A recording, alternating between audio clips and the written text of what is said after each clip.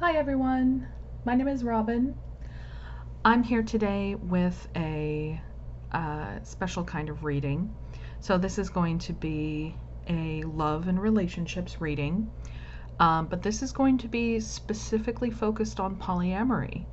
Now, if you're not familiar with what polyamory is ethical non-monogamy. So it's not the same thing as cheating. You do have multiple partners, but everybody is aware of it and is in agreement with what are the boundaries and parameters of, dating and loving potentially, or getting busy with other people. So it's all on the table. It's negotiated, and everyone's in agreement of what's going on. Um, Polyamory is best learned about, I think, an introduction for a lot of people was from the book The Ethical Slut. And it's a very good book. In fact, I'm rereading it now. Not now, obviously, but I'm rereading it. And let's see. So it's based on the idea that this kind of that this pressure to have only one love of your life or one relationship that takes care of all of your needs and desires, and that's it's a lot of pressure, and for a lot of people it's not really feasible. It's just um there's a lot of issues within monogamous style relationships that some people do better in a polyamorous style. It's just a different style, but it's based in the idea that love is renewable. You giving love and sharing love with multiple people doesn't deplete the amount of love you have for each. It just allows you to appreciate more the different kinds of love that you have for each person. Um, and to understand love in a new way of growth and spiritual expansion, of that everyone is deserving of not only love, but deserving of pleasure, that pleasure feels good and is good for us, um, that freedom feels good and is good for us. And and it's also based in a lot of communication, where in order to be on the same page with multiple people, there's a lot of talking that has to happen. There's a lot of, this is how I feel, how do you feel? And this is what I need, what do you need? Kinds of talks that have to happen. So that's how to do, polyamory healthily. Of course, there's ways to do polyamory unhealthily, just as there are ways to do monogamy unhealthily. Um, but I myself am polyamorous. I'm what's called solo poly, which means that I am approaching polyamory from the sense of I am an autonomous person, seeking my own emotional well being and spiritual, mental, emotional growth. And, um, that having a like having a relationship is not the basis of my well-being, basically. That my first and most important relationship is with myself.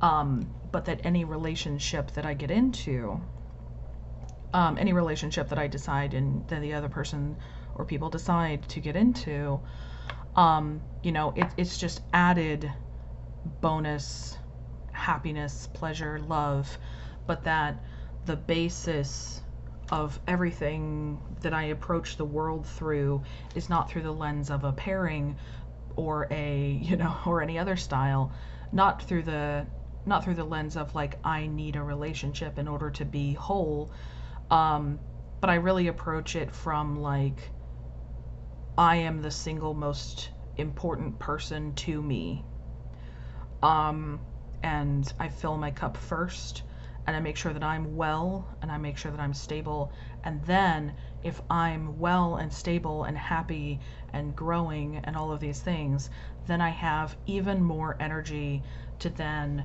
explore relationships in a loving, caring, and mutually supportive way with others. Anyway, but that's kind of like a more of a philosophy thing than a that's more of a those are my ideals rather than what the specific connection style relationships look like.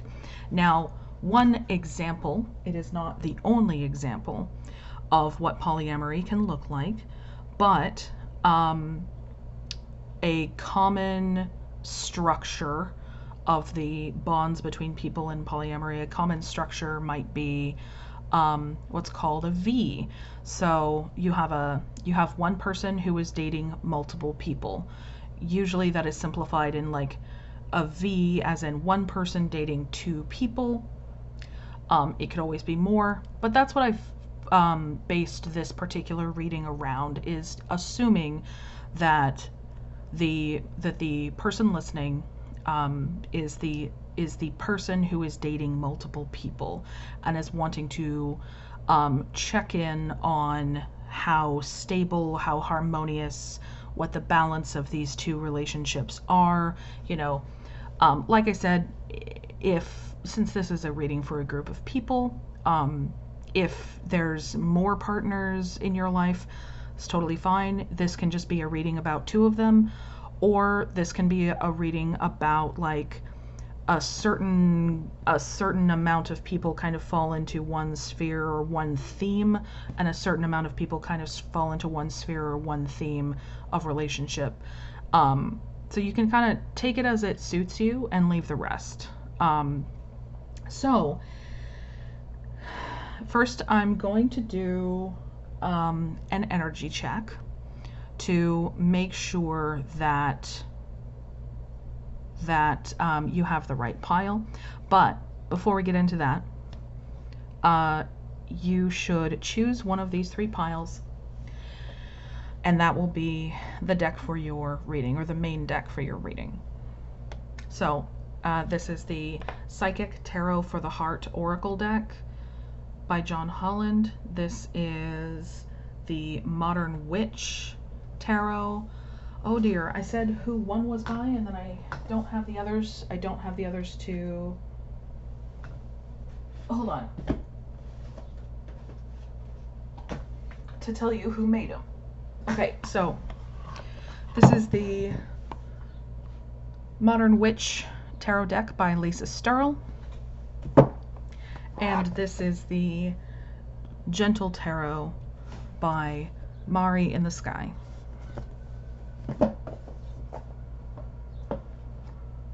So go ahead and choose now. Just, be aware this is a love reading, a polyamorous love reading in the style of checking out your relationships with two different partners. And I will see you in the individual videos.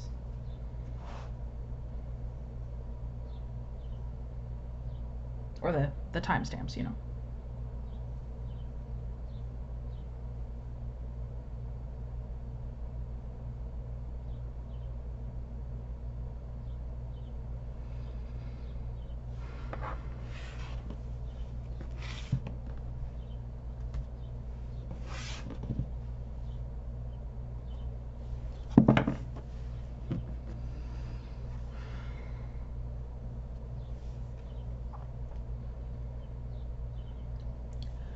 Hi, Pile 1.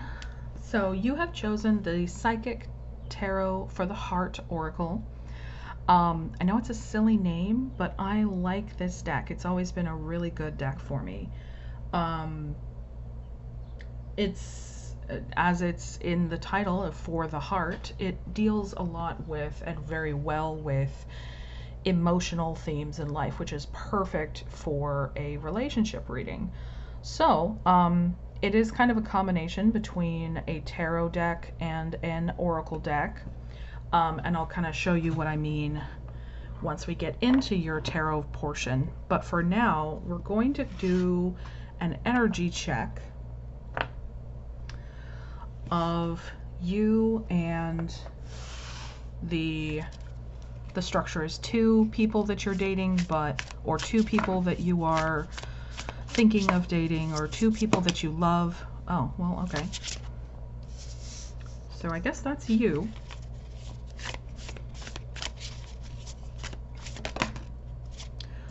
Okay. And that one. Let's see. So we're going to just check the energies of the people involved and make sure that this is your reading. Okay, so that goes with that one.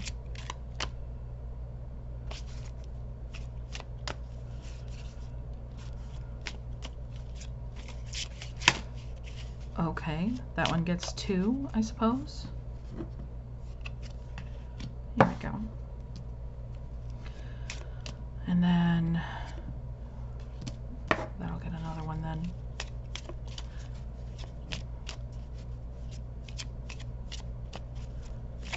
Let's get 2 for the querent.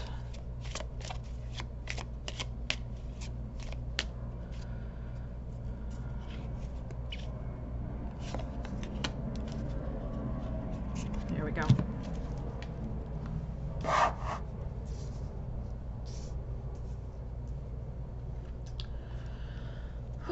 So you showed up as the Lamb. So that's interesting. Let's find out more. Reflect and intuition.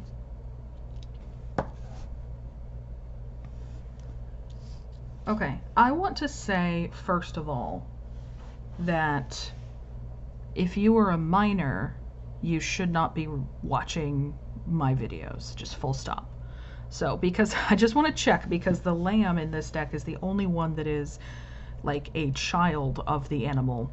If you are under 18 or the legal adult age in your country, don't watch my videos.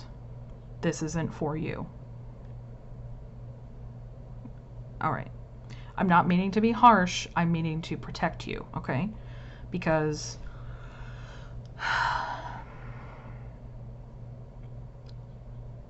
you would be much better suited receiving information that is appropriate for your age level, so that you'll have people that are more patient and that are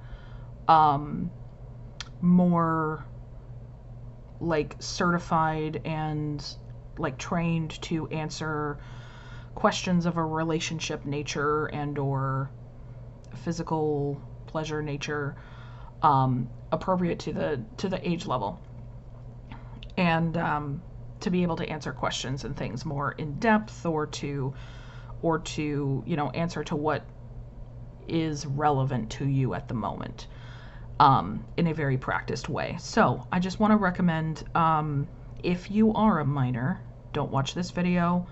Go to, or you can go to, you don't have to, I'm not going to tell you what to do, but you can go to your parents, first of all, and then if you are like around 16, 17, just on that edge of adulthood, maybe you can go to the website Scarletine. Scarlet, like Scarlet, but it has only one T, I believe, and then teen, so Scarletine. And that was a great website for people that are like just underage, but are still looking for like hygiene questions, for health questions around changes and around these kinds of interests and relationships and that sort of thing. So that's what I recommend. I'm gonna let that go now and trust that minors will now leave. Not that I'm going to try to be particularly risque, but still. All right. Let's check out the energies of these two partners or lovers, whatever you call them, or whatever they call themselves. Okay.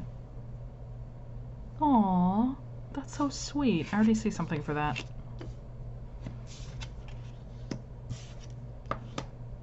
Ooh. Okay, okay.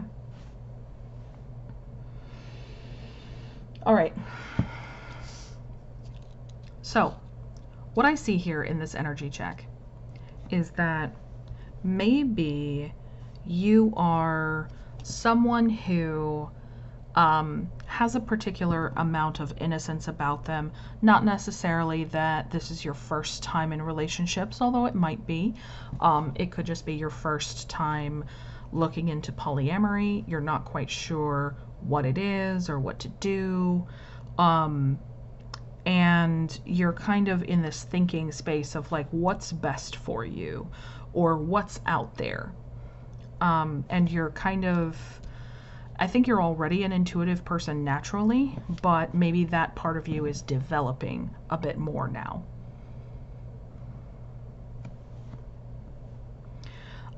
Maybe that part of that is this development of your intuition and your knowledge of yourself is bringing you a comfort or a growing comfort with these ideas of that I can trust myself, I can trust my heart, and I can trust what it wants. I can trust my body, and I can trust what it wants. Now, it just might be that you haven't kind of read a lot or looked into or seen a lot of examples about what polyamory is. So, again, I would recommend like The Ethical Slut. Great book. There's other books out there, but that one really is the foundational one, and it's written very well, especially for beginners.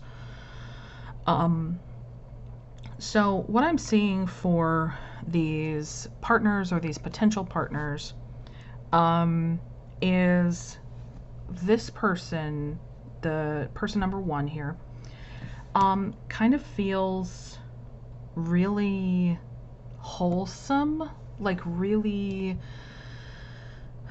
tender. It's kind of like with luck and simplicity and the starfish who can heal a limb if it's broken off, and is in the shape of a star of refreshment, like in the tarot, refreshment, healing.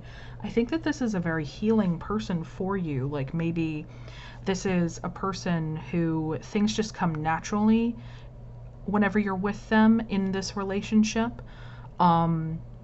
They might have a lot of luck where things happen to them in a great way all the time, and you're like, whoa, how did you just find a $50 bill just like on the sidewalk? I don't understand. Or it could just be that you feel really lucky to have met them, which is kind of, it goes along with this energy that I'm feeling here. Simplicity, where maybe you're someone who has had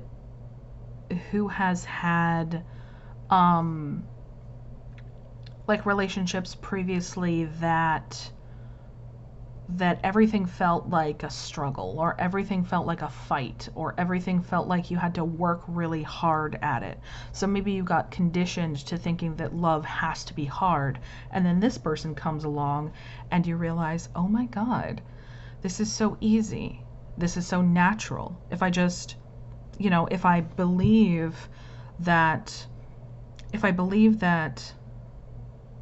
I'm free to love, and that this person is free to love, and that we are aligning in our growth, and we're aligning in our goals, and we're aligning in for this relationship, and we're aligning in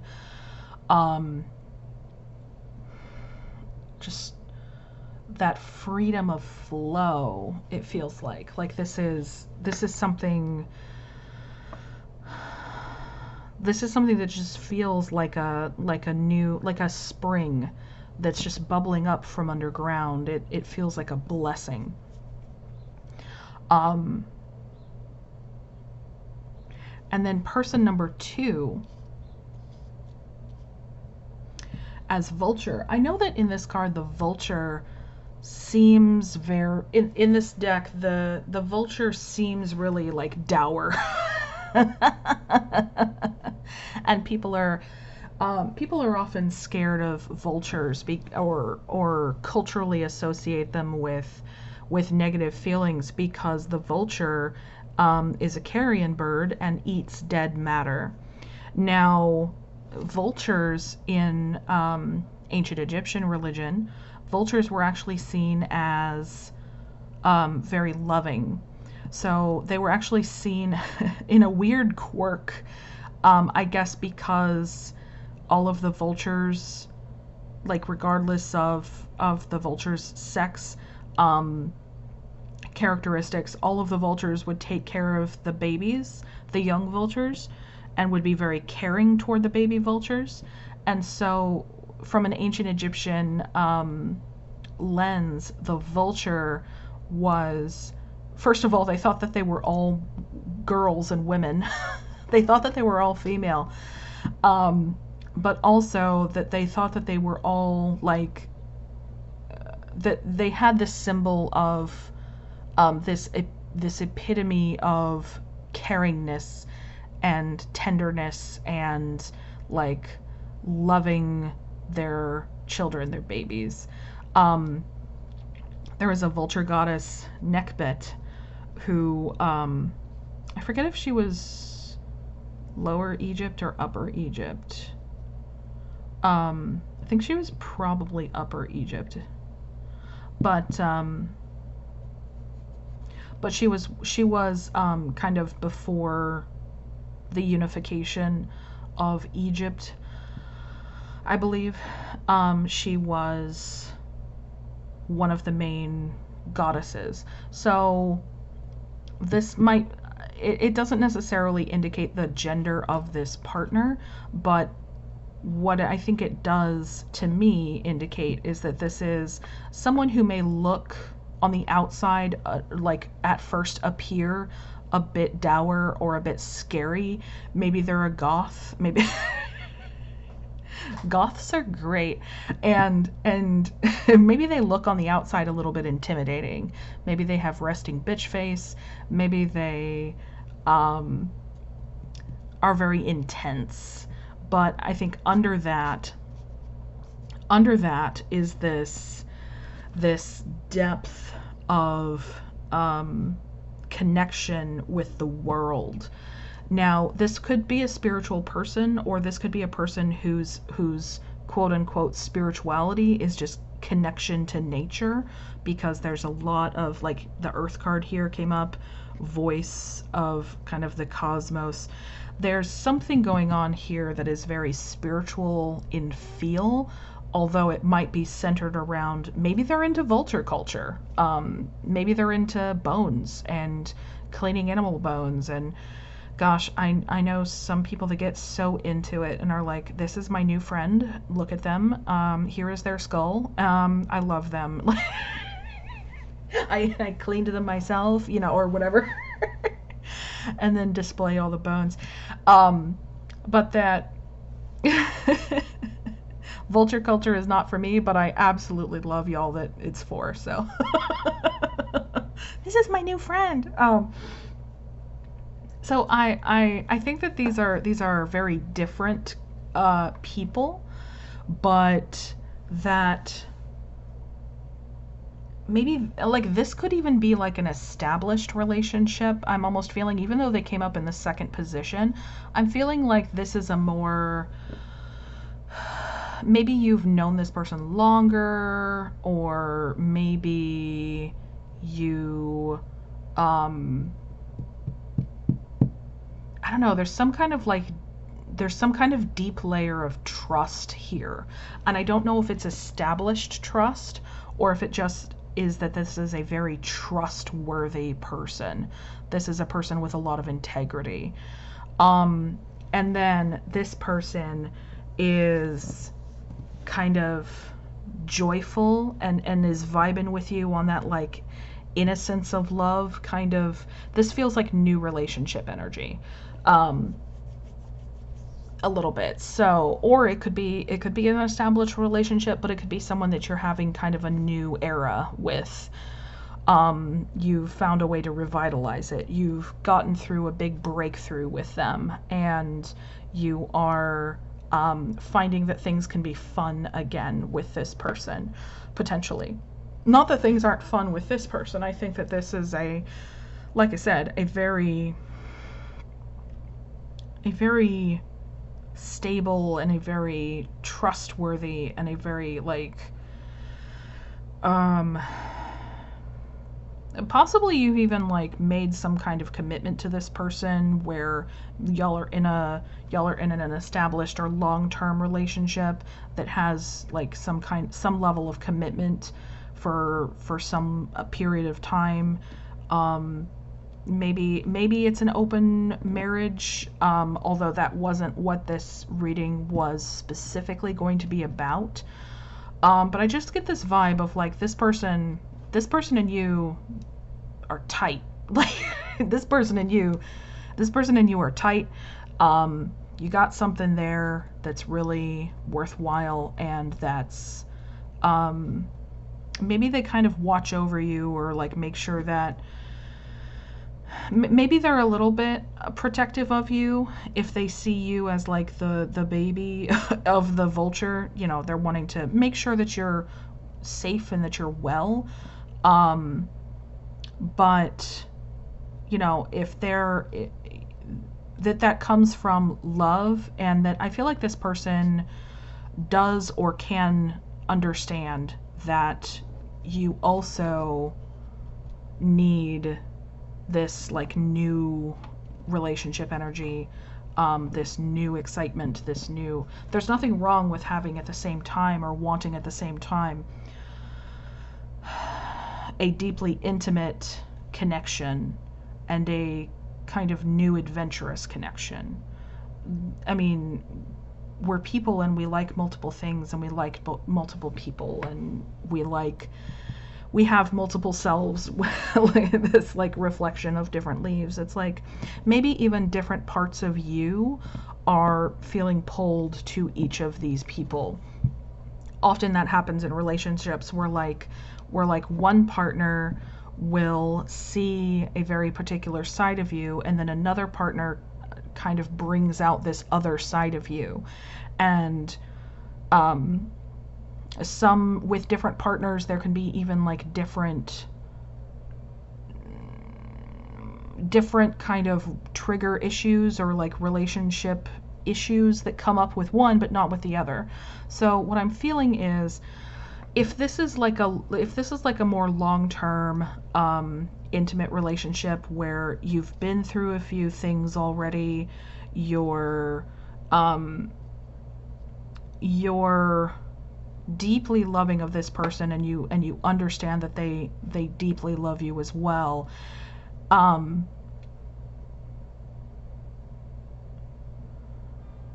It's, give me 1 second.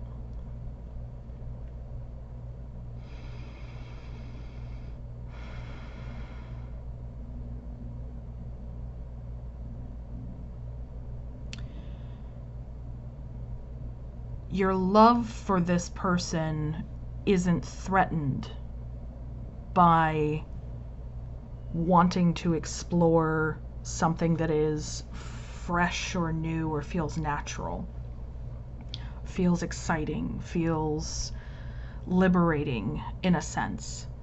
It's not a threat to y'all's intimacy, because that is something that is valuable, that you've built over time. You've invested a lot in it, and you've gotten to a place that is so beautiful and wonderful, that if there's any insecurity about this other person and how you're having kind of this revitalization or this, healing thing happening here, if there's any feelings about am I gonna be, if there's any jealousy, if there's any feelings of am I gonna be left behind, has this relationship become too hard for them, just remember that, or maybe reassure them that you have multiple parts to you, and all of them need to be in play in your life.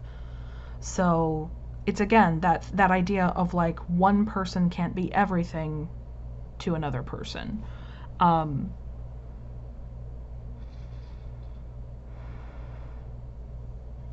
And there are many different ways for relationships to be beautiful, and there are many different ways for love to manifest. There are many different ways for love to look like.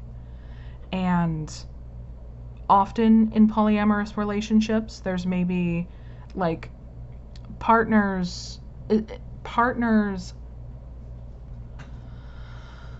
who are established sometimes run into issues if they're not very experienced with polyamory, or if they're not communicating well, run into issues sometimes with this new relationship energy, where they see that you, or this you placement of this person, this partner, is suddenly feeling light and refreshed and hopeful, and there's a lot of ingrained toxic messages from society that is centered on monogamy and that prioritizes monogamy, and is oh, well, if they're finding something that's good somewhere else, does that threaten me and our relationship? And the answer is, it doesn't have to. And in fact, if someone is going through relationship issues in an established connection where, this could be completely comfortable with, because this is a group reading, this relationship could be completely comfortable and there's no real issues. You're just kind of y'all are tight, y'all are solid.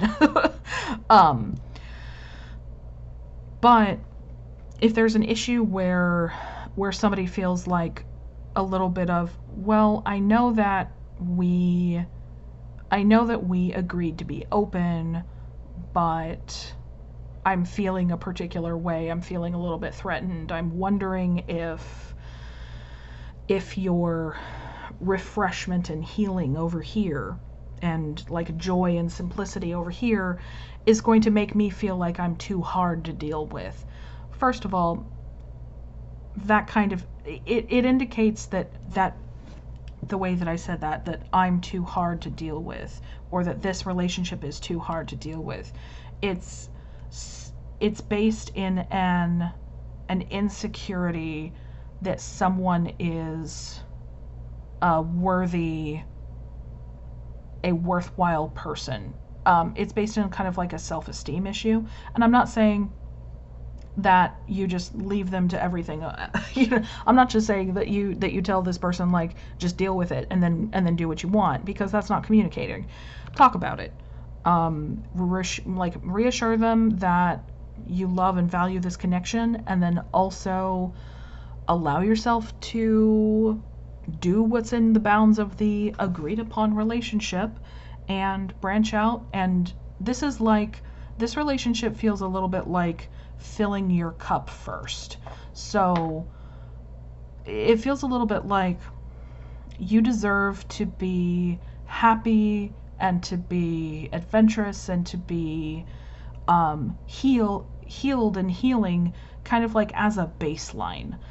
And this is like, sometimes monogamous people, they take a mini break from like thinking about really difficult things or really intense topics of a relationship that are important for a long-term committed or whatever, a long-term invested relationship. But they get heavy and they feel like, God, I don't want to deal with this on a Saturday night. I just want to go and talk with my friends.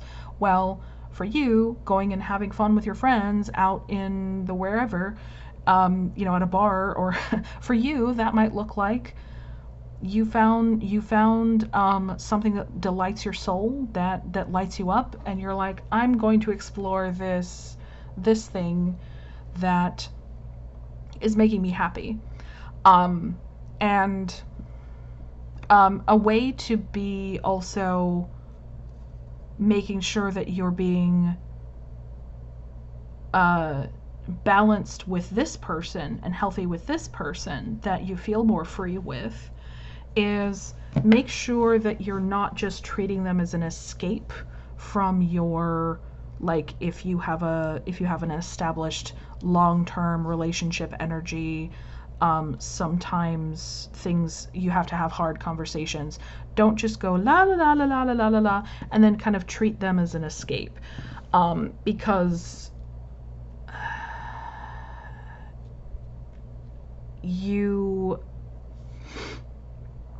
if they are truly like feeling this connection, and in the ethic of polyamory, like wanting to grow something with you, to share love in a particular way, then kind of treating them as a temporary, while you fix some stuff over here, but then, that's kind of, you don't want to treat this person as disposable, is what I'm saying. If it's truly polyamory, you're not treating anyone as disposable. Like, you can have an agreement with a new person of like, hey, this is just a friends with benefits relationship. Great. You can say, hey, this is just about sex. Great. As long as everybody is on the same page. That's really the key to making polyamorous relationships work, is everybody is on the same page. So talk with this person where you're at, talk with this person where you're at, and treat them both as adult humans who have autonomy and who have their own desires and who have their own worth, and just be honest about your feelings and what you need. All right. So with this energy check, I kind of got into like some themes about the actual reading. So let's just get on to that actual reading, shall we? And we'll see if it corroborates anything that I said.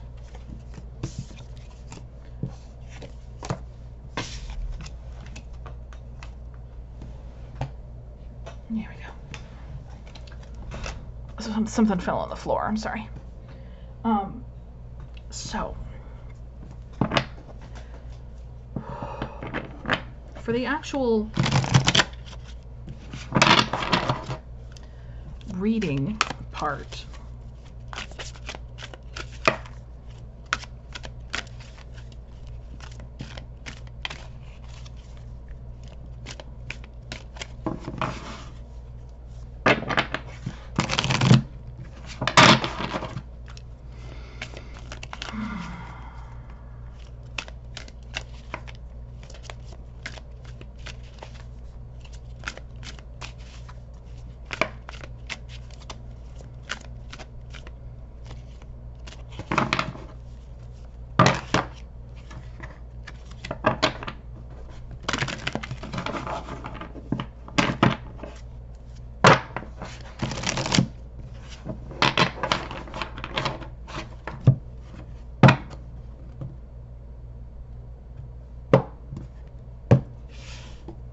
All right.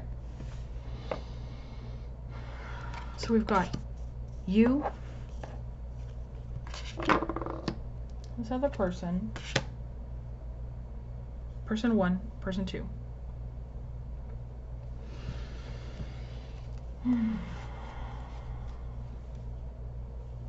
And then we have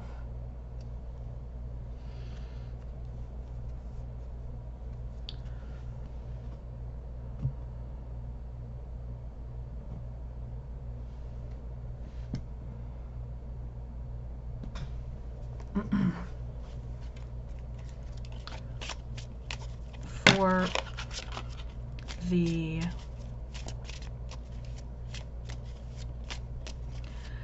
bonds between you,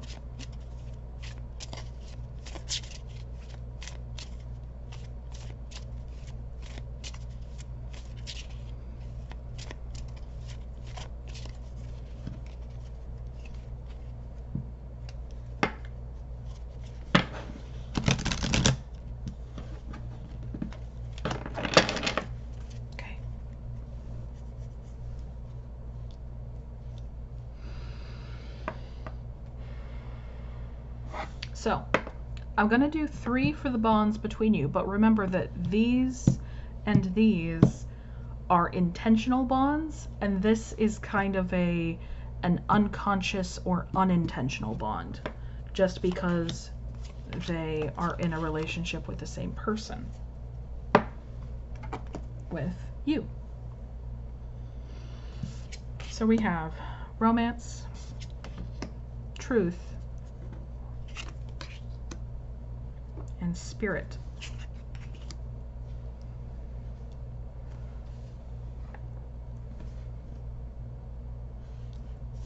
This is the throat energy.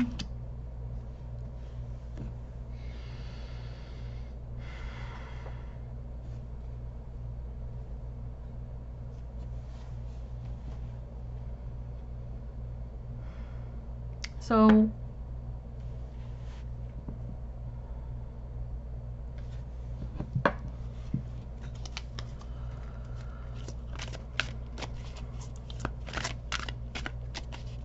originally I had 3 more placements in this spread with the tarot deck,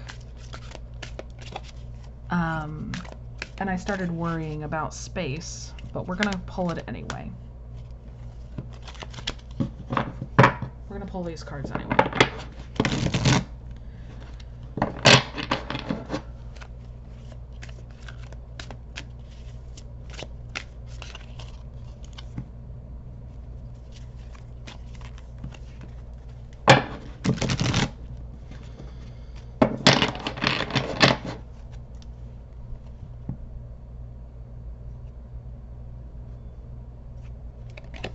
Okay, so this one's gonna go here. Oh my God. All right, so you're getting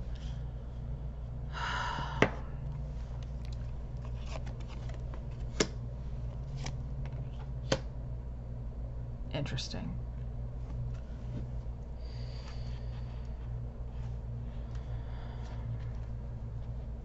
Okay. So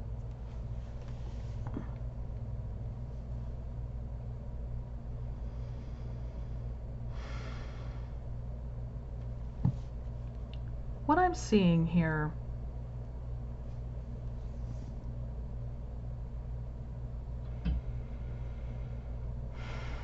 is something a little bit concerning,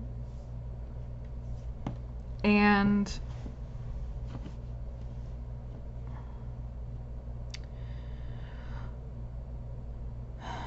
I want to reiterate that polyamory is not cheating, because all parties are communicating what is going on, what is agreed upon. Everybody is like, yes, this is how we want to form relationships, and everybody is continuing to communicate what's going on.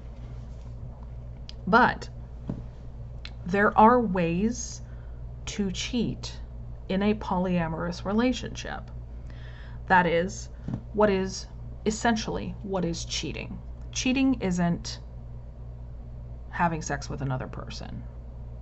Cheating is breaking a promise, breaking an agreement. It damages trust. That essentially is what cheating is. So, that is breaking an agreement that you have in this relationship or relationships, this polycule. So, what I'm seeing here is that there's potentially room for really hurt feelings within this. So if this is like an established partner and this is kind of the new relationship partner with romance, I think that this person, first of all, is worried in the back of their mind about something. Maybe it's that insecurity, maybe it's that like jealousy that can happen in polyamorous relationships. Jealousy is formed from insecurity. Insecurity can come from an internal worth place, and or it can come from a I don't know where we stand sort of place. I don't know if we're still on the same page place. And both of those reasons to have jealousy, both of those reasons that jealousy come up, have solutions or have things that can be worked on. So if it's the former of insecurity of self, that they don't know if they are worthwhile enough to hold somebody's attention, or that they are worthwhile enough in the relationship that you have, then that can suggest therapy, that can suggest working on self-love, that sort of thing. And then if it's an issue of I don't know where we stand, I don't know if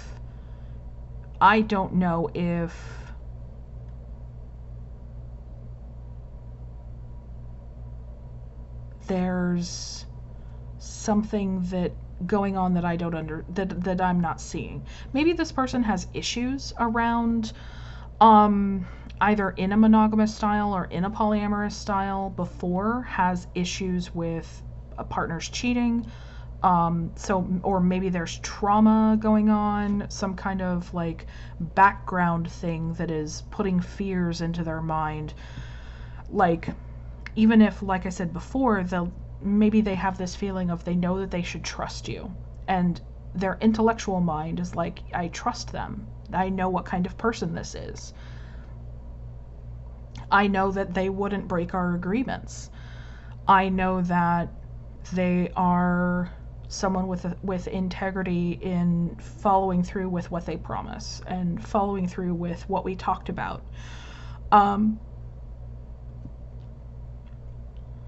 But when it comes to like injuries of the heart from previous things that either happened in this relationship or previous things that happened in different relationships,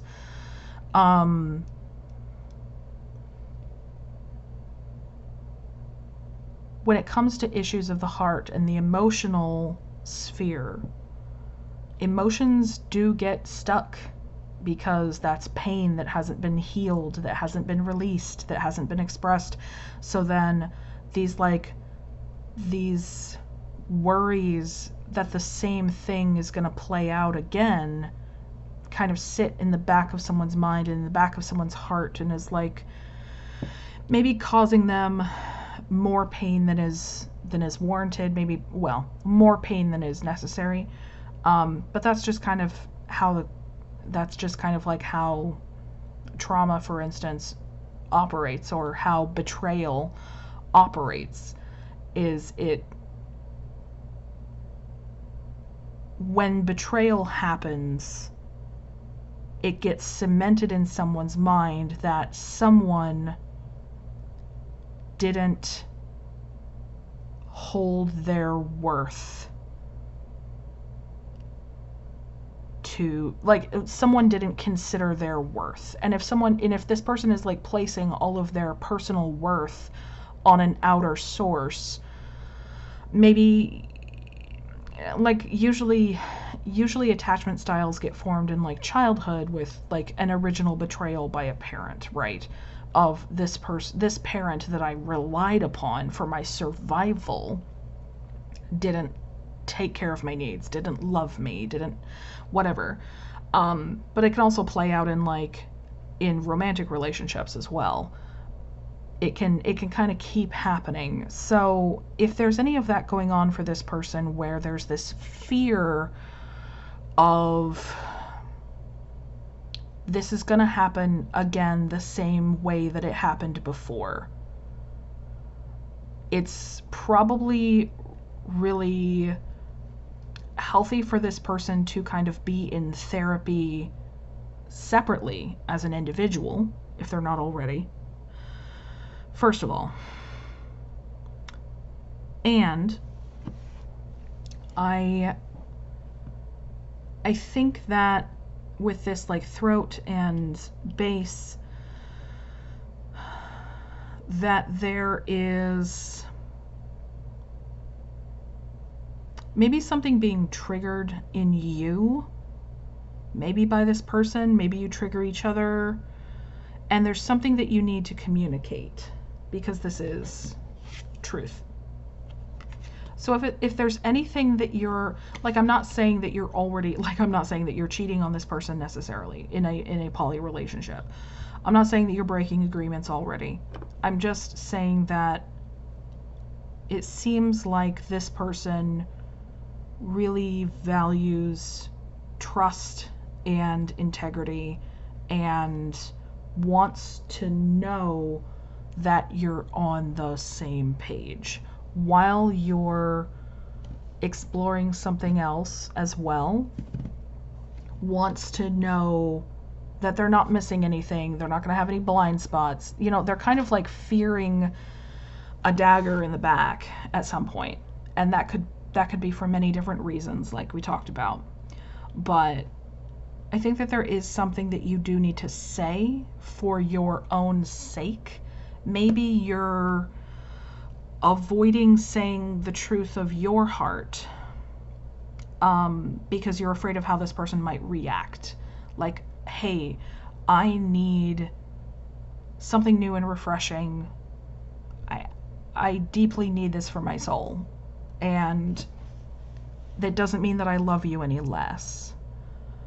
But maybe there's this fear of how this person is going to react, maybe because they have low self-worth issues, or because they mostly operate in their mind from a like monogamous standpoint, and you're wanting to suggest opening up the relationship, or that they were hurt before and they're just really terrified of it happening again. So there's need for boundaries here as well, of you can't be, if there's a lot here that is like old relationship stuff, and there's a lot here that is like personal worth issues, it feels so heavy in this relationship right now, maybe because they need to realize that you can't hold all of that. You can have a wonderful relationship together, but you can't hold all of their darkest fears. You can't hold for them the space that they need to make for themselves, for their healing and for their self-worth and self-love. Now, for this person, there is this reversed, like, seek the truth and refusing to see. And I have to wonder if this person is on board with everything that's going on. like maybe with this established relationship, there is an agreement, but does this person know about it? Are you sure? Do they know?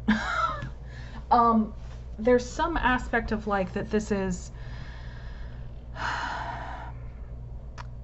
or that since came up as spirit, there's not a lot of communication, or like partners don't necessarily have to know about they do have to know about each other, that they are in a relationship with you, right? But they don't necessarily have to know the ins and outs of their daily lives. Or if sometimes partners are like, I don't want to know about what you do with them, just these are the parameters and those are my boundaries. I don't want to know about them. You can have time with them, of course, and you can do whatever you want, but I don't want to know about it. It's like sometimes it's just the fact that these two people that didn't agree to be in a relationship with each other, they just wanted to be in a relationship with you. They're like, I don't have space for that person. I'm sorry. I don't want to know. Like, it's just too much. Like, TMI. I'm happy for you. I don't really want to know about it. And that's fine. That is one style, right? That is one way of setting up boundaries. But I'm worried that this person might not understand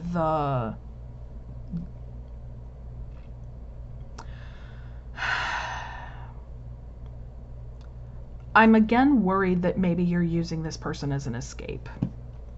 I'm worried that you're not really honoring this person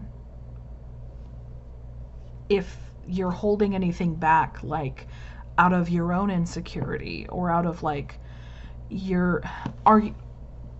are you seeking a new relationship because you want to move on from this one? Or are you seeking a new relationship because you want and have the emotional space for, and you want to create a new loving relationship, regardless of, that this is established and continuing or not? Like, are you in this to fix something about this, or are you in this for its own sake? And with this refusing to see and the seek the truth, I worry again with the throat chakra, with the truth over here. There's a lot here about needing to be honest with all parties, needing to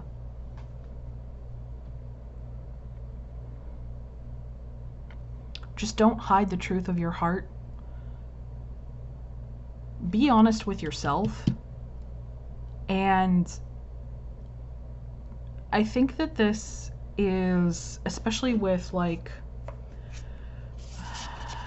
you showed up as the lamb, you might be kind of approaching this all kind of innocently, not really experienced.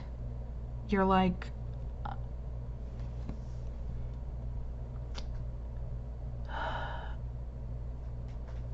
I think maybe you need to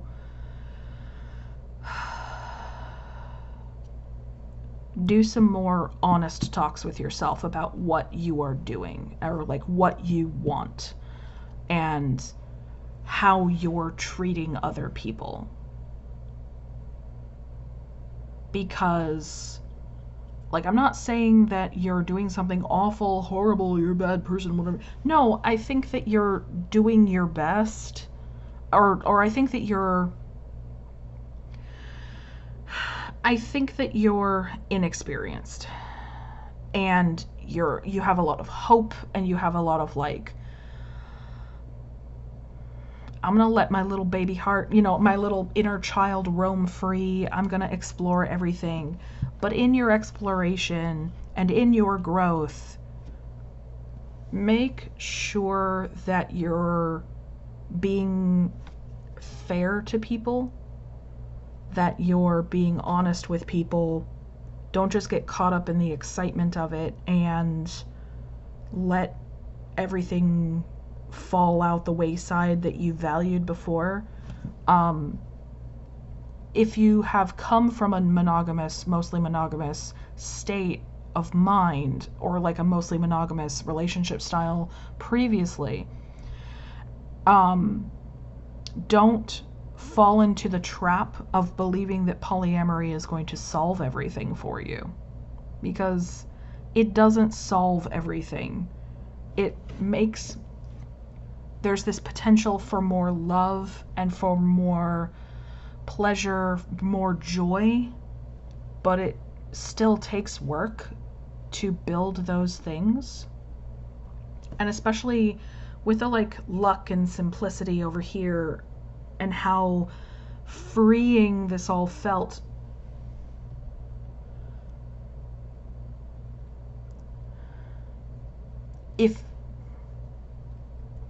Just make sure that you're not either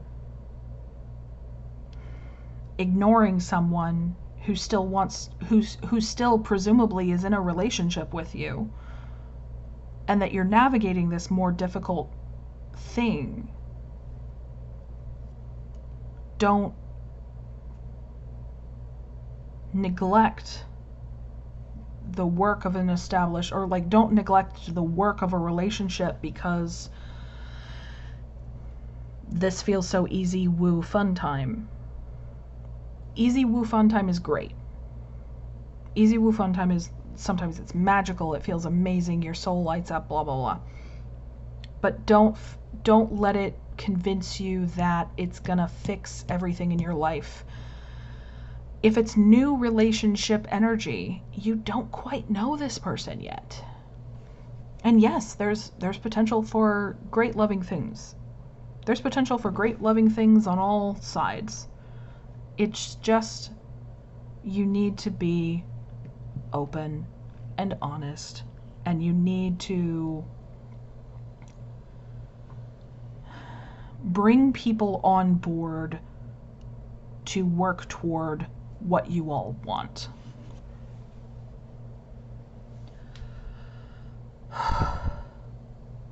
All right, I think I've belabored the point enough. We're gonna pull one more card from this oracle deck, because I find this one very hopeful.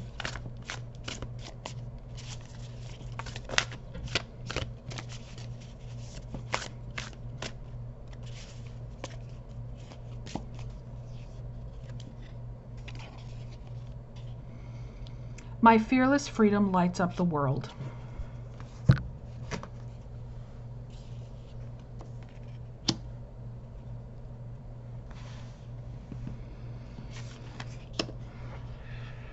This makes me think of another possibility.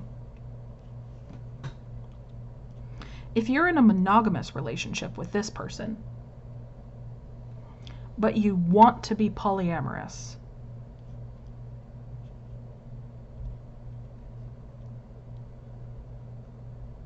don't lie to them. Don't cheat.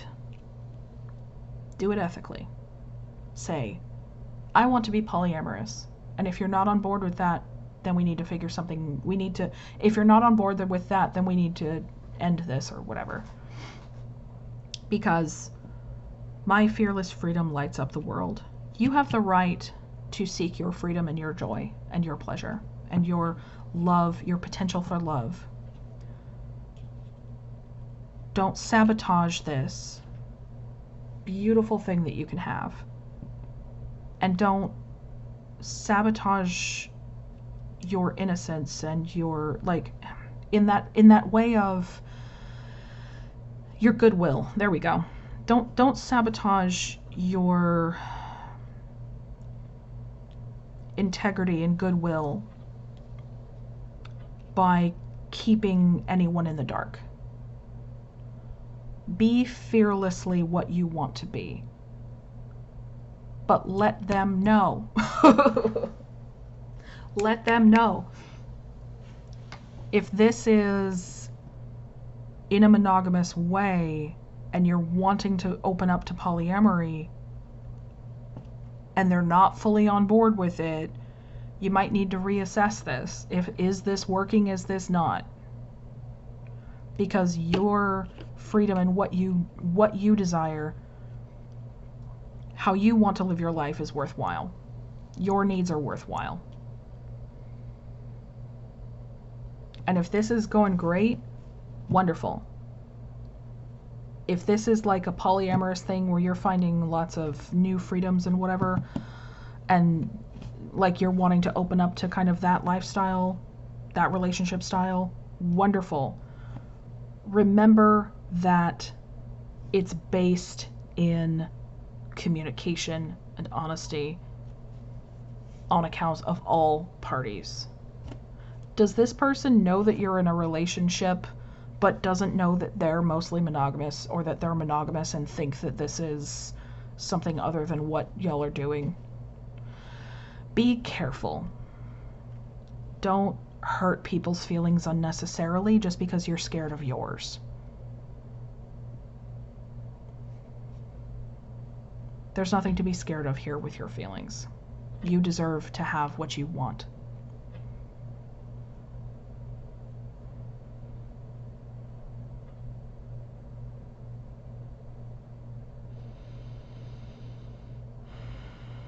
And if other people don't see the value in that yet, they will. Or you'll find new people that will understand and value the same things and understand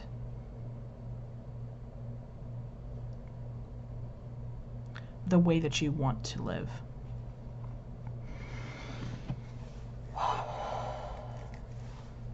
All right. I know we got a little bit like, Again, I'm trying to be honest here about what I see. Thank you so much for watching this reading, Pile 1. I really appreciate you bearing with my new polyamorous reading structure. Thank you for allowing me to do this fearlessly. my new reading structure, my new spread, and my new talking about polyamory while you explore something new and you find out what it is that you truly want and you communicate that. So you're doing a new thing, I'm doing a new thing, and we're talking about it. And we're having a good time. So all right, thank you so much again. I wish you all the best, and all right, I guess I will see you in the next one. Bye.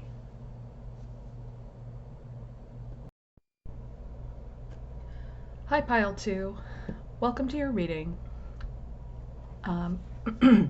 As I said, for Pile 1, and I just want to make sure that I say it on each of the different piles, if you are a minor, you probably shouldn't be watching these videos. Not that I'm going to not that I'm going to try to be risque, but if you are, if you are preteen, best place to ask questions about relationships, about your body, would be your parents, or, a trained school counselor or nurse, like that kind of thing. If you are kind of on the cusp of adulthood, you're not quite 18, you're not quite an adult yet, like 16, 17, a great place to go to look for information about hygiene, about health, and about relationships would be the website Scarleteen, because they're professional and they're not me. I'm just a rando on the internet.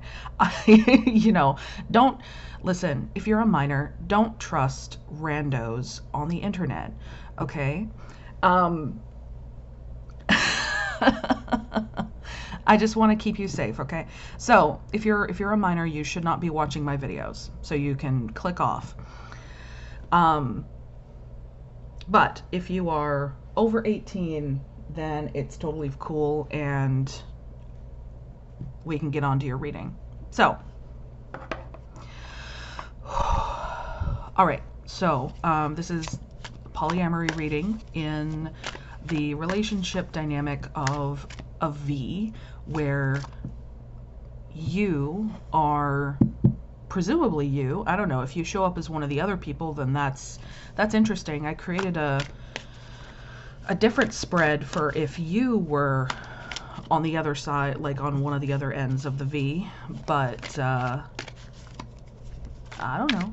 I mean, I'm assuming, and I'm going to do the reading assuming that you're in the center of the V and you're dating two different people, or you're partnered with two different people, you're in love with two different people, that sort of thing.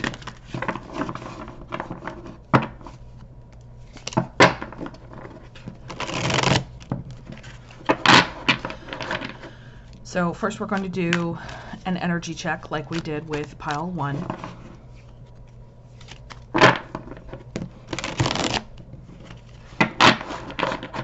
What am I doing? You know, now that you see that it's shuffled, I'm using the wrong cards for the energy check. I got so into the disclaimers that I spaced a little bit there. I'm just nervous, can you tell? This is my first time doing a reading about polyamory, and it's important to me, but we're going to put my ego aside and we're going to just submit to what Spirit has to say.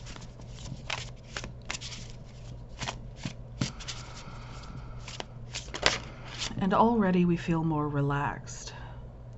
So that one's that one. This one is this one.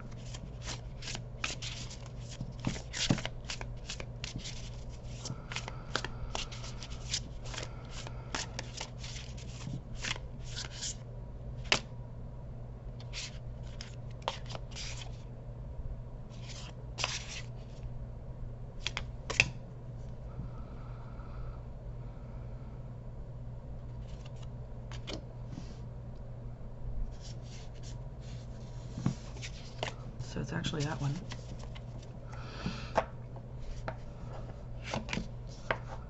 Alrighty. Interesting. Interesting. So we've got you as the black egg. Partner number one is the bat, and partner number 2 is a hyena. So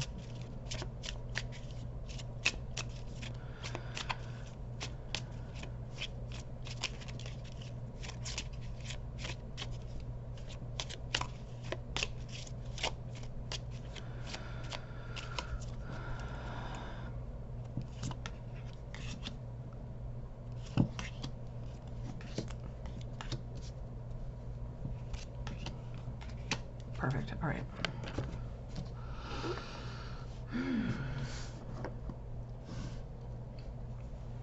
Okay, so let's look into this.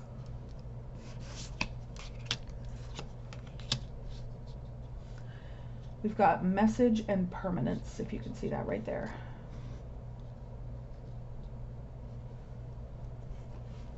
Okay. For partner number 1, these interestingly came up, both of them in pile 1's reading.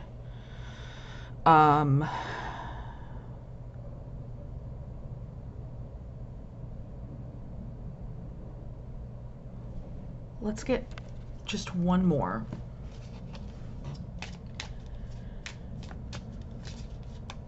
Oh, okay.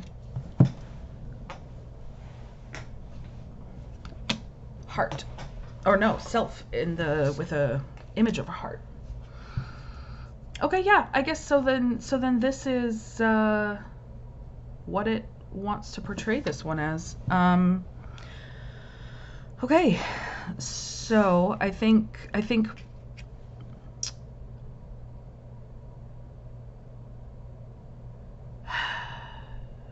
didn't shuffle this deck enough, so we're gonna try again.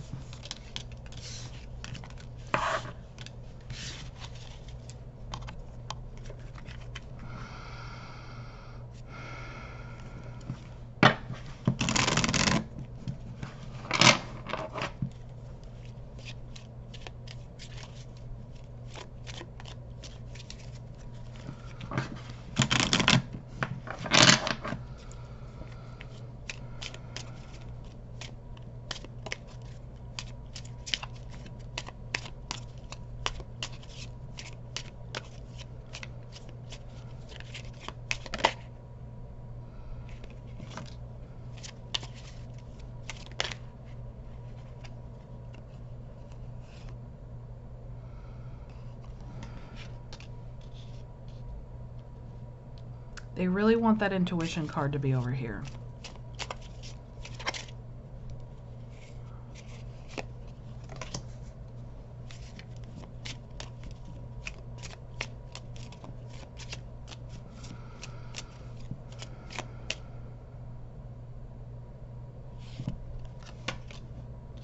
Tara. Okay. So what this tells me with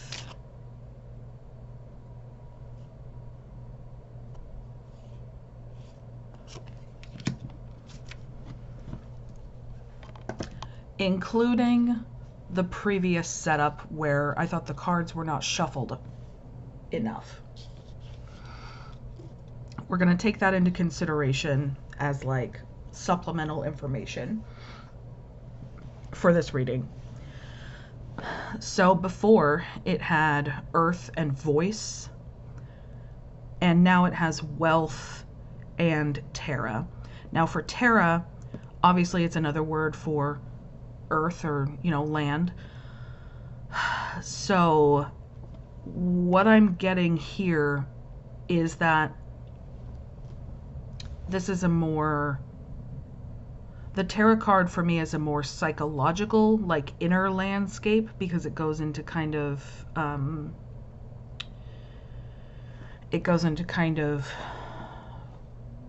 weird, not literal portrayal of a landscape.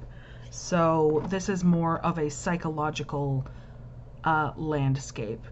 And wealth coming up here in the position where earth was previously, I think that this person has a lot of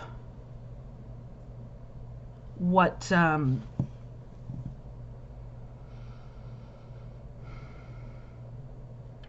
in the rune Fehu is called like movable wealth.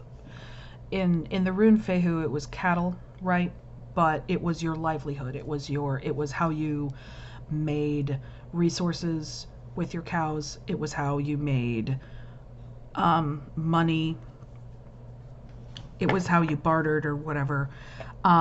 So this, like, I think of wealth as in they might not necessarily be like materially rich, like wealthy with money, although they could be, again, because this is a group reading, and they could be wealthy. But I think that this is more of a wealth that is more metaphorical. They have a wealth of something. So they have a wealth of knowledge, they have a wealth of depth, they have a wealth of psychological understanding. With the bat, I feel like this is someone who, they might be a night owl, they might stay up late, but I think that this is a person who has seen kind of both sides of life, where there has been suffering and then there has been recovery to some extent. So I think that this is someone who is very at home with the darker parts of life, the psychological struggles, especially like if this person has struggled with mental health for a very long time. They have gained growth and spiritual wealth from that, or wealth of knowledge about the world in a way that makes them very, like with a bat that hangs upside down whenever they're sleeping, but then flies around whenever they're awake. They get a wealth of different like perspectives of the world. So I feel like this person is really well-rounded, and really well-rounded in at least the psychological sphere. They have a really good handle now on having seen multiple ways of looking at the world, and then kind of at this edge now of deciding, I want to look at the world this way because it is healthier and because it is happier and because it makes things better whenever I look at the world this way. Whenever I'm, taking medication, or whenever I'm thinking about events in life in particular ways and rooting out ingrained beliefs that don't serve me and whatever. I think this person is like coming to have a handle on their brain, basically. And now that they have that handle on their brain, they have that handle on their mental health, they are extremely smart and wise in a way that is very attractive.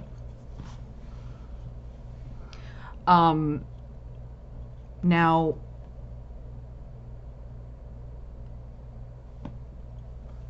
partner number 2 is showing up again with intuition in this exact placement. So they really wanted that.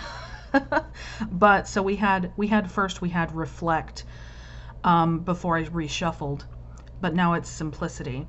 So this seems like,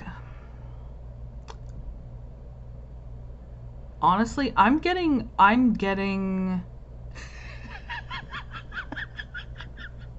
Spirit just said big dick energy.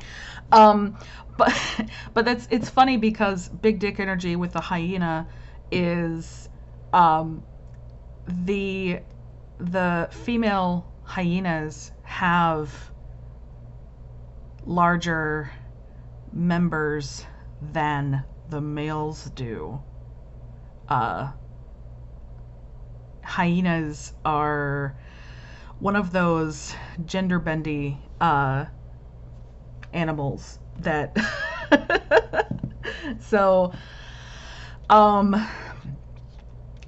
honestly getting this sense of this is someone with a lot of humor. Hyenas are known for their kind of like laughter, like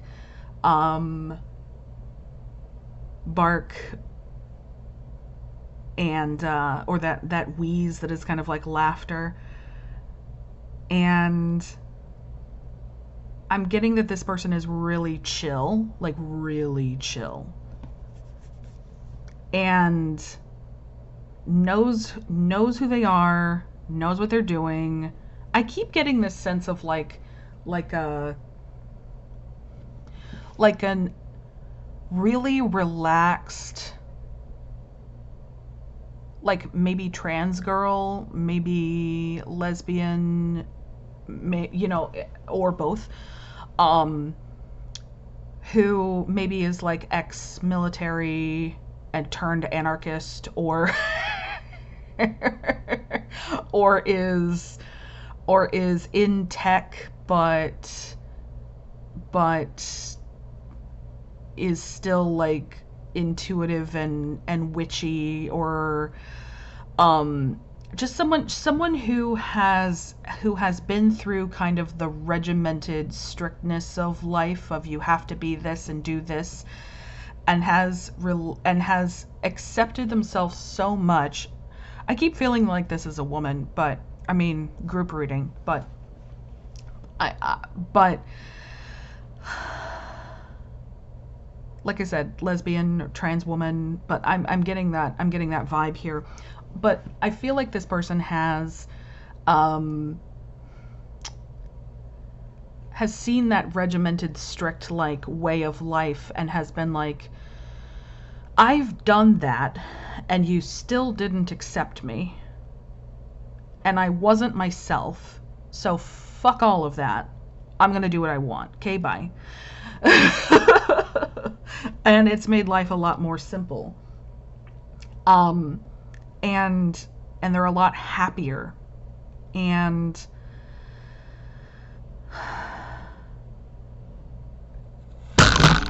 my light just fell down. Hold on.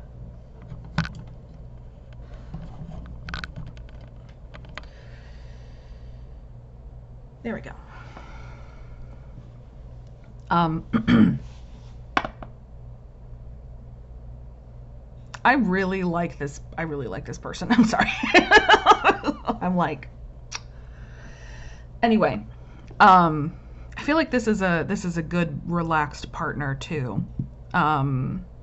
This is someone who's well-rounded, who's seen a lot, been through a lot, decided to be themselves, and is just homey now, is like a good domestic partner, but also likes to have adventures.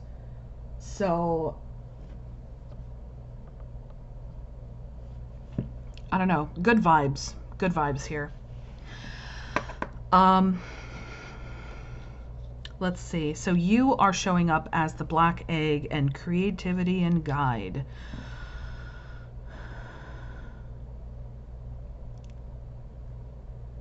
So there's some kind of like potential in you. Oh, I see. I think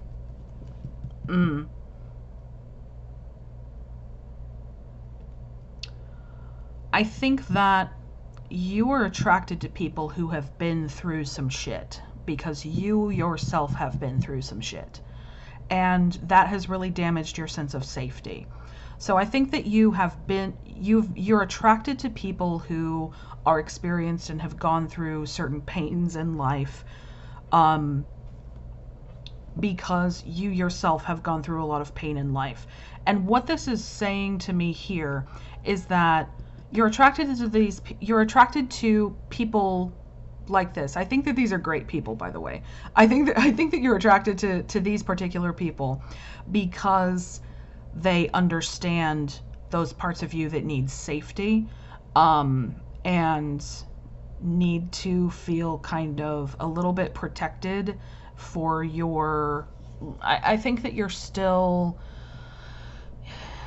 in a place where you're still very afraid of the world a little bit, and you're kind of wanting to get out there. You're kind of wanting to have more adventurous creativity, wanting to transform.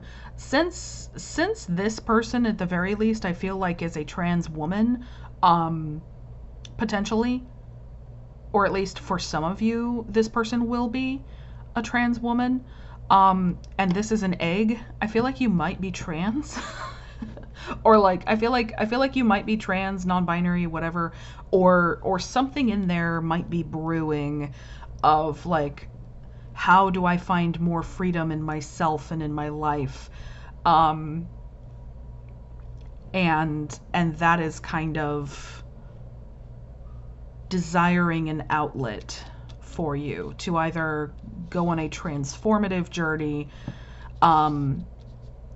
to be more yourself, and or to find artistic expression or something. Something is going on here that needs to come forth, that feels safe at the moment, and is relishing that safety, But I think with this guide card, I think you do need professional therapy. I think you do need someone to help you through the triggers and the ways that you're limiting yourself because of fear. So I think that with this guide card, I think it would really help you to enjoy more, not just the partners that you have, but also the life that you have and yourself and your own creative potential by seeking some kind of professional help, therapy, gender guidance, what is it? A group of trans people who are going through transitional changes, hormones, whatever. But just kind of like, I think you really need to break out of this shell. I think you really need to break out of this egg. And it's terrifying to you for me to say that you need to be accepted for all of you, and you need to not fear what's inside of you, because what's inside of you is beautiful, and these people can see it. Your partners can see it, but you need to see it. So let's, now that the energy check is done, let's go to the reading.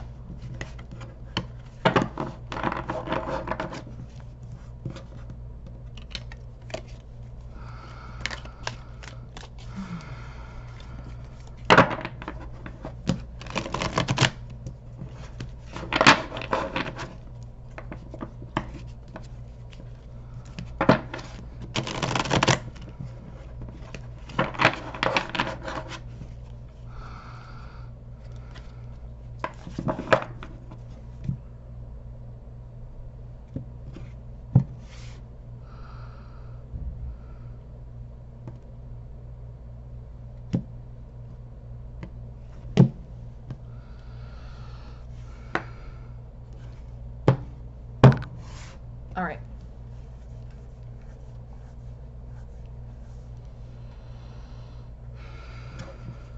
So we have you, partner number 1, partner number 2. Oh my God, I love y'all. I love y'all. Y'all are so great. And yeah. Okay. This is such a good, comfortable, wholesome energy. Like, oh my God. I feel like I'm just gonna double check the like dynamics of the relationships, but I feel like this is a happy home environment where maybe you'll live together. Maybe this is like, even if these two partners are not specifically dating each other, I feel like they vibe really well. They get along, they understand each other, what they're doing, how they're related to you, how they're dating you or in partnership with you. And even if they're not like bonded together, I feel like they vibe. So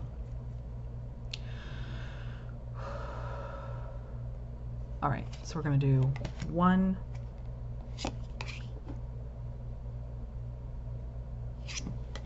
2, 3.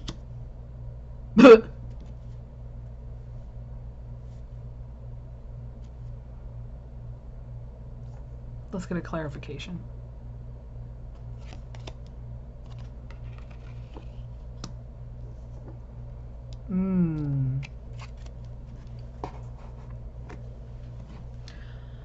Okay. I see. So,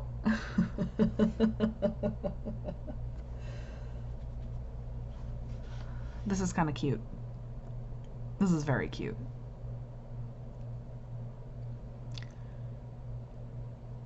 So, in this dynamic, we've got you, who is kind of making steps to find your passions and what you care about, Knight of Wands, making steps to do more creative things. Maybe you're gonna take steps towards something that you feel very passionate about. Maybe you're doing activism. Maybe you're doing maybe you're standing up for yourself more. Maybe you're very invested in like creating healthy boundaries now. Maybe you are looking for inspiration. But you're kind of, you're in a good, powerful state here. And this is good. This is like kind of, you're making strides towards something that is going to really light you on fire, metaphorically. This is going to really give you so much more energy. Partner number one, as Temperance reversed, I think this person is usually very kind of take things as they come. Has done a lot to improve their own mental well-being, and I think that they are able sometimes to kind of guide you in the mental well-being, in taking care of your mental well-being, because they have taken care of theirs so well. And I think that they are maybe, it's just so very subtle, right? It's not a huge problem right now. It's just so very subtle, but it's that maybe they are losing a little bit of their emotional balance, or noticing themselves slip into old patterns because they are worried about you, and because like maybe you are relying on them and their skills a lot. Now, they are happy to help you, and they know that, they love you and they care about you and want you to be well. And they've got a good handle on things for now, but also they are recognizing, I think, that while they can inspire you to do the work, they can't do that work for you, basically. Something in you has to make that consistent effort. With partner number two, showing up as the Star reversed, again, this is someone who I think really inspires you in the way of starting over, because I feel like this person, the hyena person, did start their life over at one point. Again, I'm getting like major transgender vibes, major trans vibes, starting their life over, and finding freedom and refreshing, just letting go of old patterns and letting go of expectations of other people, letting go of that old life to find something beautiful and new, that is so much better. And here we have, let's see, 1, 2, 3, 4. 1, 2, 3, 4. Yeah, 1, 2, 3. So you've got an 8-pointed star here and an 8-pointed star here. So this is really telling me that in this relationship with person number two, I feel like she inspires you, or they inspire you. She inspires you to, because again, I'm feeling like this is, but a default to neutral just because it's a group reading and we don't know for sure with each individual case. But I feel like this person really inspires you in this way of the 8-pointed star is a symbol of Inanna, Astarte, Ishtar, and having that underworld journey where you go through kind of a dark night of the soul and then you come back out of it and are reborn. So I think this person is really inspiring you in that sense. To make a fresh start, to find yourself, to have the courage to face your struggles and your darkness and then come out the other side a new person. And yeah, I think these card placements are usually the dynamic between these two people. So these two relationships are at least in the V, are chosen, you know, intentional relationships that y'all are building, right? These are you and your two partners. But there's this like unconscious or kind of like unintentional relationship of where these two people know about each other, and so then they have ideas about each other, or they have, you know, they have some kind of like very undercurrent dynamic. It's very but I feel like these two people actually do live together with you, or at least they're in very close proximity. And I feel like what they have between them is they feel your anxiety that you're going through and want to encourage you to go toward that creativity that you have, and to go toward that transformation, or to go toward that, look, just get it out of you. Get it out of you, because as long as it's inside of you, all this energy building up, all this inspiration, all this excitement, all this energy is building up inside of you, and it's creating anxiety and it's creating fear. You need to get it out of you. Like, you need to make things. You need to create. Whether that creation is yourself by going through some kind of gender transition, or going through some kind of transition into a different kind of life, whatever that, or if it's like making things, being artistic, making your own personal business, or like whatever, you need to get your feelings out of you. You need to get them out of you. Professional help, therapy can help you to do that. And you need a creative outlet. You need to see things change. You need to see what you can make of your life. These people both are very loving people. They both care about you very much.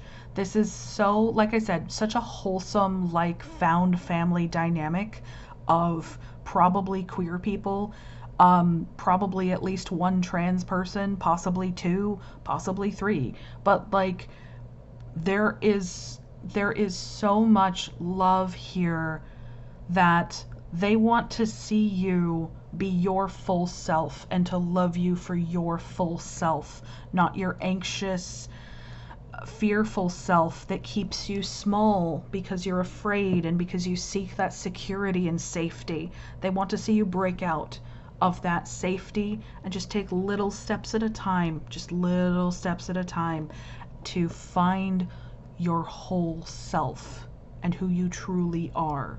And they will be with you through that. They're very good. Both of them have gone through each of their own kind of rebirth journeys, whether it is like gender transition, medical transition, or if it is coming through very difficult, strenuous mental health issues. Both of the healing through this and the healing through what society wanted you to be, or your parents or whatever, and then deciding, no, I'm going to be who I am, thank you. both of those, these are very courageous and strong people. These are very like chill and understanding and loving people. And I think you're very lucky, and I think you know that they see in you someone beautiful and someone wonderful, handsome, whatever gender, but I mean beautiful as in like spiritually beautiful. They see someone creative. They see someone who has some kick-ass skills, some just kick-ass ways of loving, and they want to see you putting your energy not toward fear, but toward creation, making things, doing something for yourself, not always waiting to see if it's going to be safe. Take a step into the deep end. You don't have to jump in, but like you can, in a public pool, whenever it goes from like shallow to deep, there's like that slope, right? On the bottom of the floor where it goes from shallow to deep. So take some steps toward the deep end. You don't got to jump in all at once, but take some steps toward there, because over there is where your people are. Over there is where your people are. And they want you to join them, because it's fun as fuck over there. All right, let's pull one more for kind of like, I did this for pile 1 too, so let's incorporate this for you too, of like advice, because I find that this deck is very hopeful. Y'all, that is fine. Fine. Fine.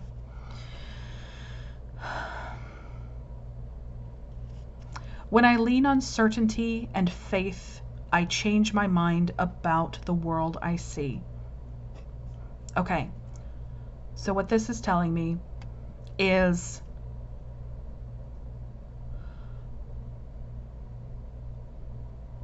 when I know what I can trust,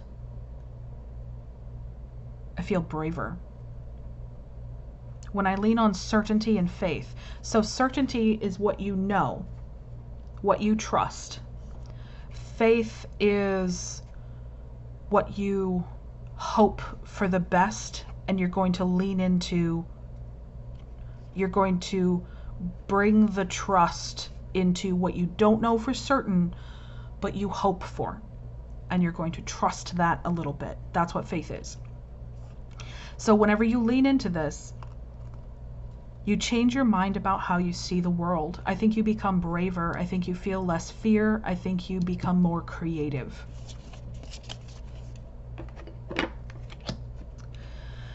I am the dreamer of my dream. Yeah, nobody else can tell you who you are.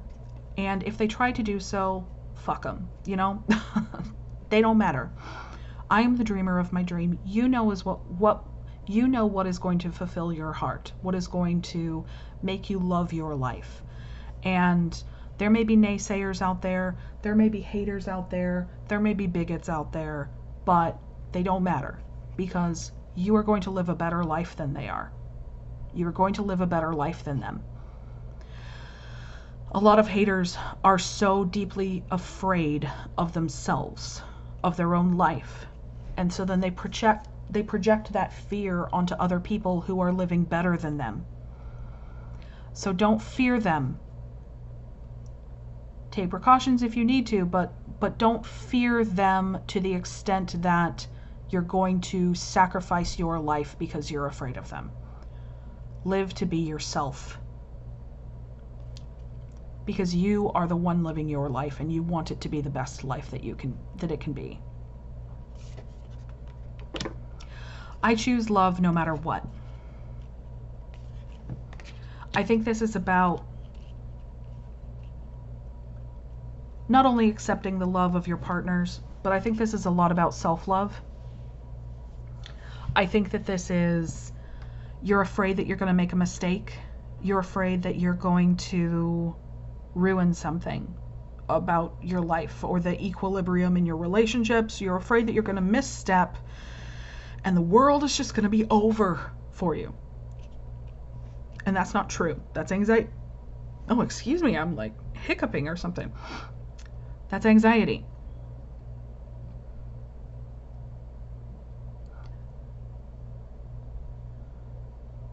But I think if you choose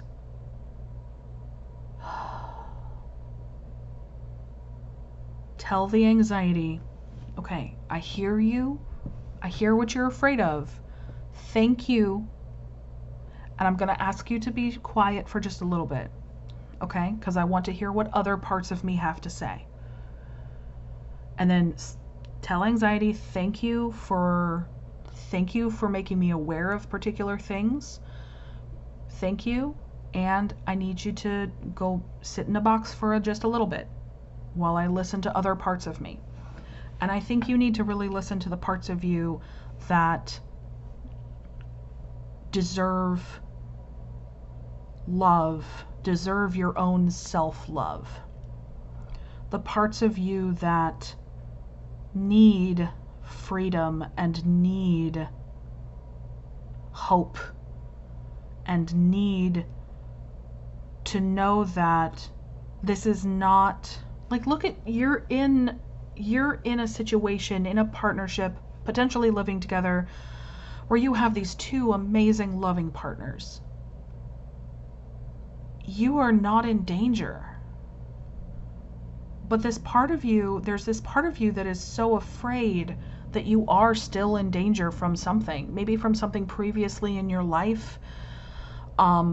You're operating on this, you're still operating from the assumption that your environment is unsafe, and it's not. So why do you keep listening? Why do you keep acting as if you're unsafe? You need to find where that comes from originally, maybe with the help of a therapist, and tell that part of you that you are safe now, that you're a different person now, that those people in the past can't hurt you anymore. You're in a new home and you're safe. I think that those parts of you really need some love and some like deep inner child love, and just give them a hug and say, I'm sorry that people treated you so badly, and I'm sorry that you felt so unsafe. Look at where we are now, and look at how happy we are now. Look at how treasured and cherished we are now. Look at how safe we are now. It's okay to come out of hiding and to be your creative, playful self now. Not everything is life or death anymore.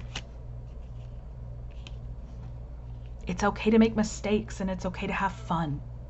And it's okay to just see where things lead you, to not know where things are going, but to find out throughout the journey. That's art. That's creation of your life. That's living. So I think you know what your next step is. You may have even been in conversation with your partners about it. Think of it as an opportunity to learn how to thrive and not just survive. Think of it as unlocking your gifts in your life and who you are. Think of it as unlocking your potential.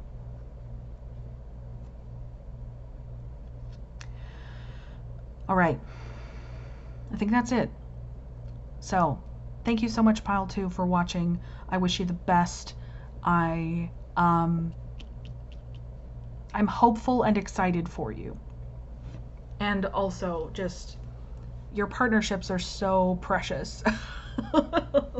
Like I said, this is so, just thank you for letting me see into this for a little bit. This is so beautiful.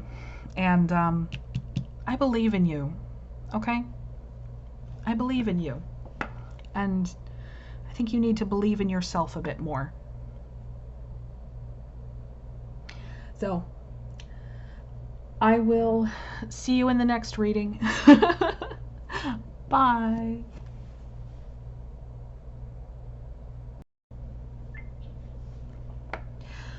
Hi there, Pile 3. Welcome to your reading. And you were going to use the Gentle Tarot, or that's the deck that you chose. So we'll get into the tarot part in a little bit. First, I want to do an energy check. And I also want to preface this with a disclaimer that I gave to Pile 1 and Pile 2. So, if you are a minor, that is, if you are not a legal adult in your country, please click off this video. This is not intended for minors, this is intended for adults. Not that I intend to say anything particularly risque, but I do want to be conscious of that, that this channel may reach a wide audience, and I do want to preface this saying that this is not meant for minors. And if you are looking for information about physical body health, relationships, hygiene, that sort of thing, you can always, if you're if you were a literal child, you can always ask your parents. That's a great place to go first. That, or like a school nurse, school counselor that is trained in that sort of thing, and to give you proper information for your age level, and what's relevant to you at the time. Because getting too much information too fast can sometimes hurt and harm more than it can help. So, in order to avoid any kind of confusion or anything like that, any hurt feelings, it's best if you are a minor to go to the appropriate resources for your age level. That is parents, school nurses, trained like school counselors or whatever,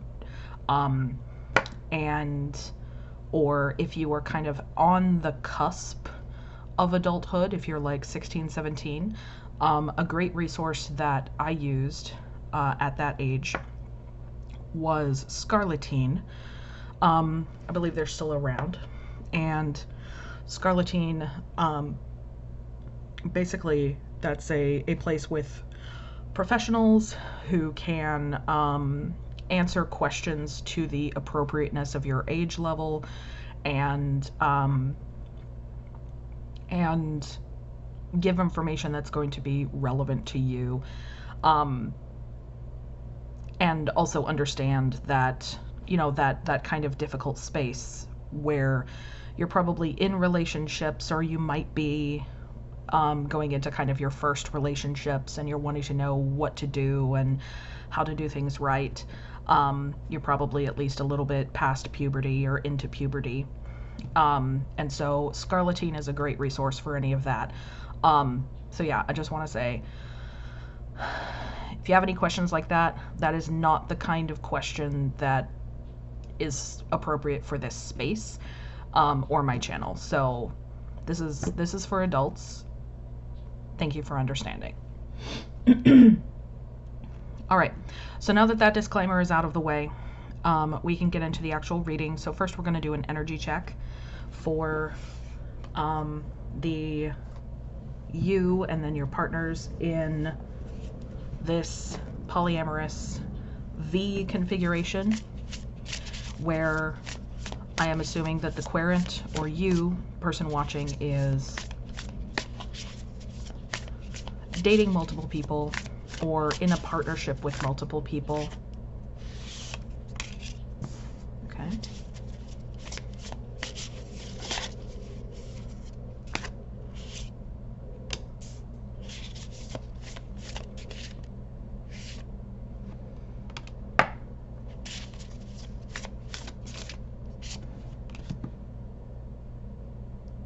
No, it's definitely that first one. Okay.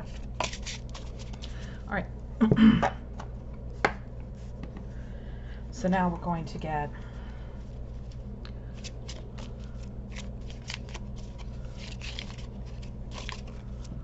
some more oracle cards for each person.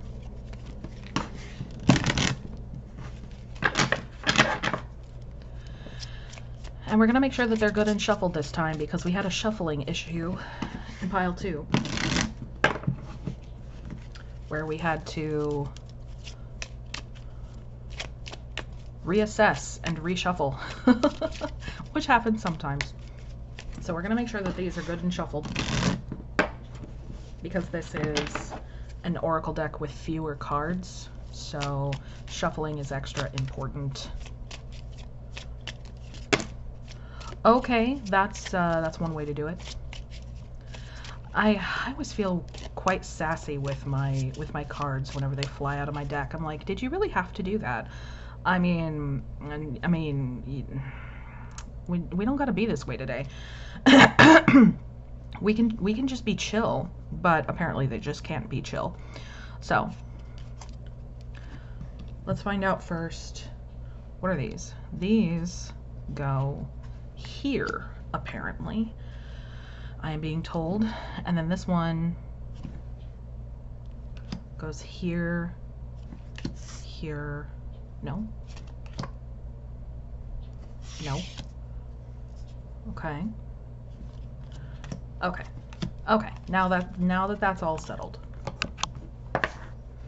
let's find out what these are. This one gets 3 for some reason. All right, so you are showing up as the oyster with sleep and luck. Ooh, that's so cool. Oh my god. That is such a cool combination of cards here. Do you see the sleep and luck? That's so awesome. I like that. All right, and partner number 1 in this polyamorous reading is Lizard with cycle, healing, and soul or sun.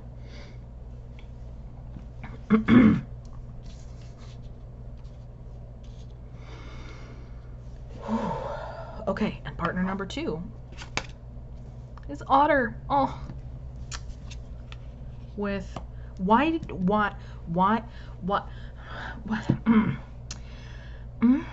Spirit and I are gonna have to have a talk, because this is just too much for me. This is too much.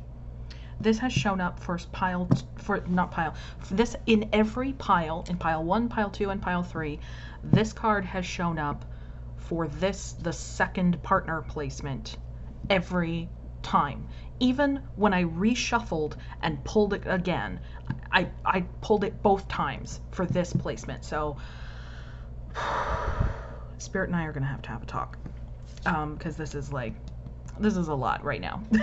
I'm just like, this is a lot. Come on. Okay. And life. Ooh. Okay. Let's see what I feel here.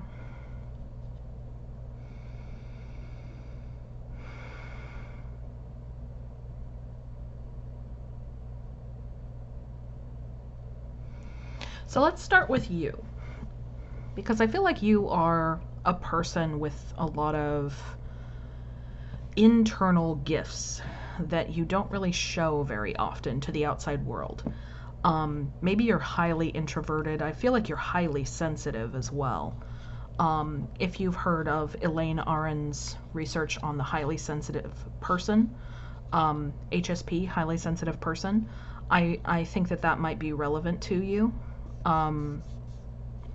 There's also a certain amount of people that are considered highly sensitive people that also might be on the autism spectrum. So that is a consideration, but I feel like regardless of what this means specifically for you, I think that you are very much someone who likes your alone time. And I think you find a lot of like depth and spiritual gifts and mental and emotional wellness whenever you spend time alone. And because of that, you don't often you don't often have people that recognize how special you are. I think people, whenever they figure out who you are and they get to know you, they feel very lucky because you're not someone who often shows all of yourself to the outside world. So they feel like you're a special treasure that they found, and that they're incredibly lucky to have done so. I feel like also you might need a lot of recovery time. That could be just because the introvert thing or the highly sensitive thing. You might also, if you're on like a disability spectrum of like whether it's a neurodiverse, like autism spectrum kind of disability, or if it's a like a physical disability, maybe chronic illness or something, it seems like you need a lot of time to yourself emotionally and mentally, but you also need a lot of like recovery time for your body as well, because you get tired out easily. So that is what I'm getting for you.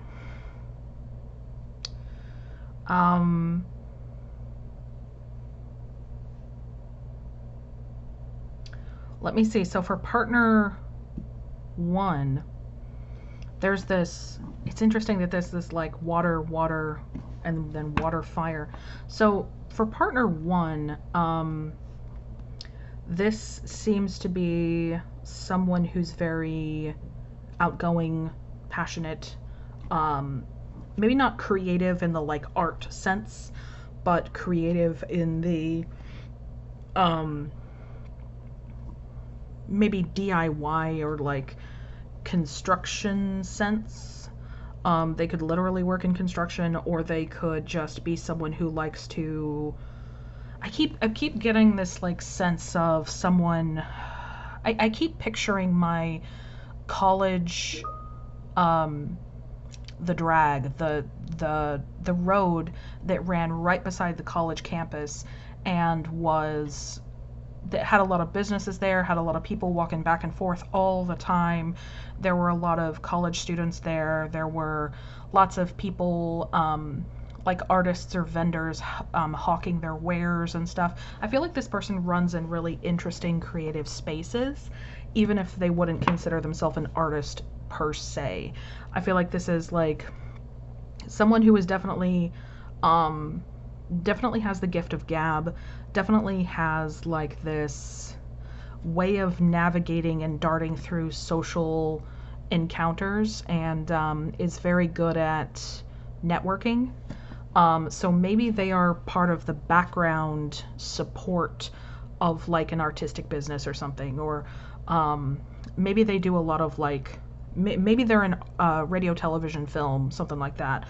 Or maybe they are kind of doing something off the beaten path in life that is very exciting and fulfilling to them, but doesn't look like what most people in this current society would think of as like a regular job.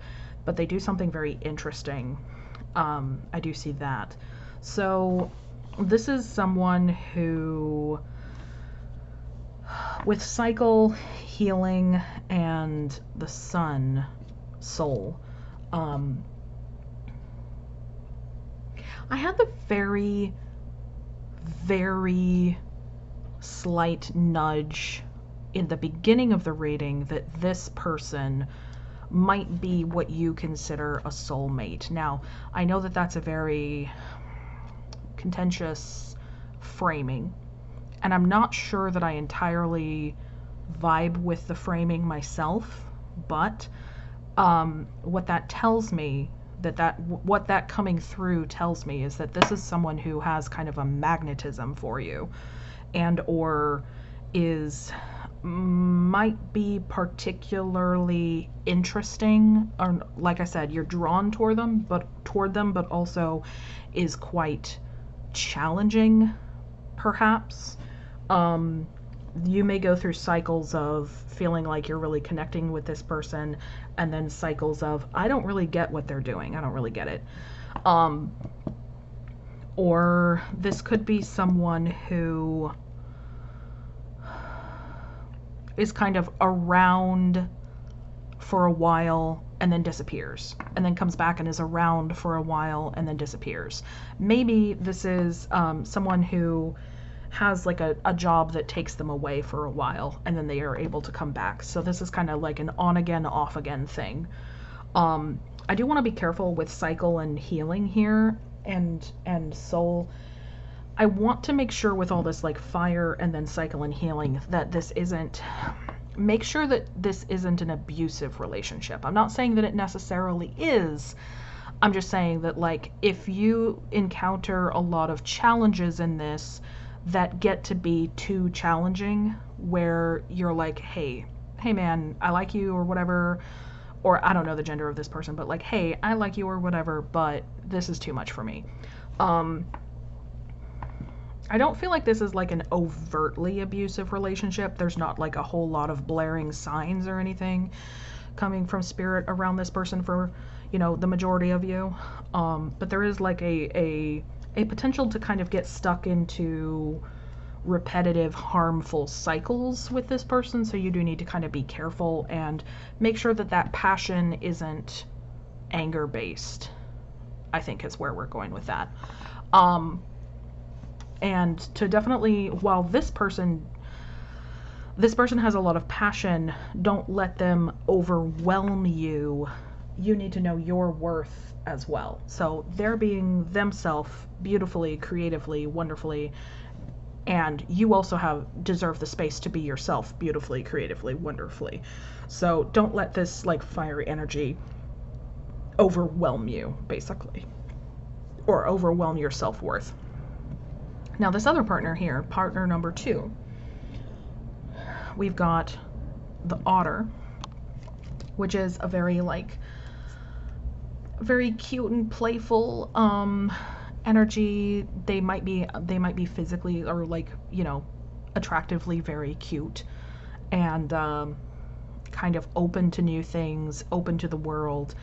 I get a very like sweet kind of like I'm an otter and you're my little oyster kind of very loving, affectionate feeling here. There's this like maybe closeness of just kind of comfort and able to share your feelings really easily and really well.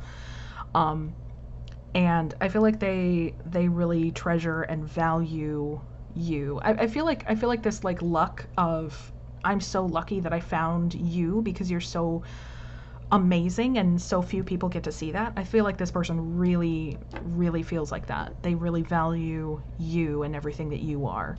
And they're so curious to like open you up and find more, like an otter looking into like,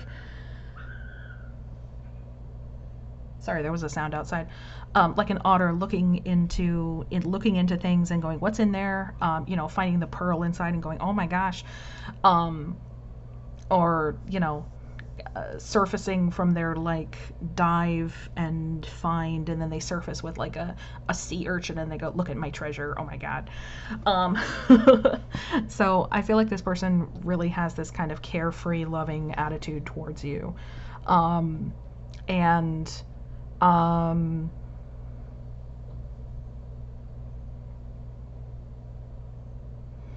I feel like this is like really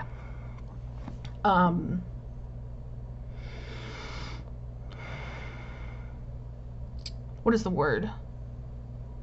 That this is a lot of the energy of the relationship with this person, of this kind of carefree, playful, emotional openness, and that it's just always fun with this person.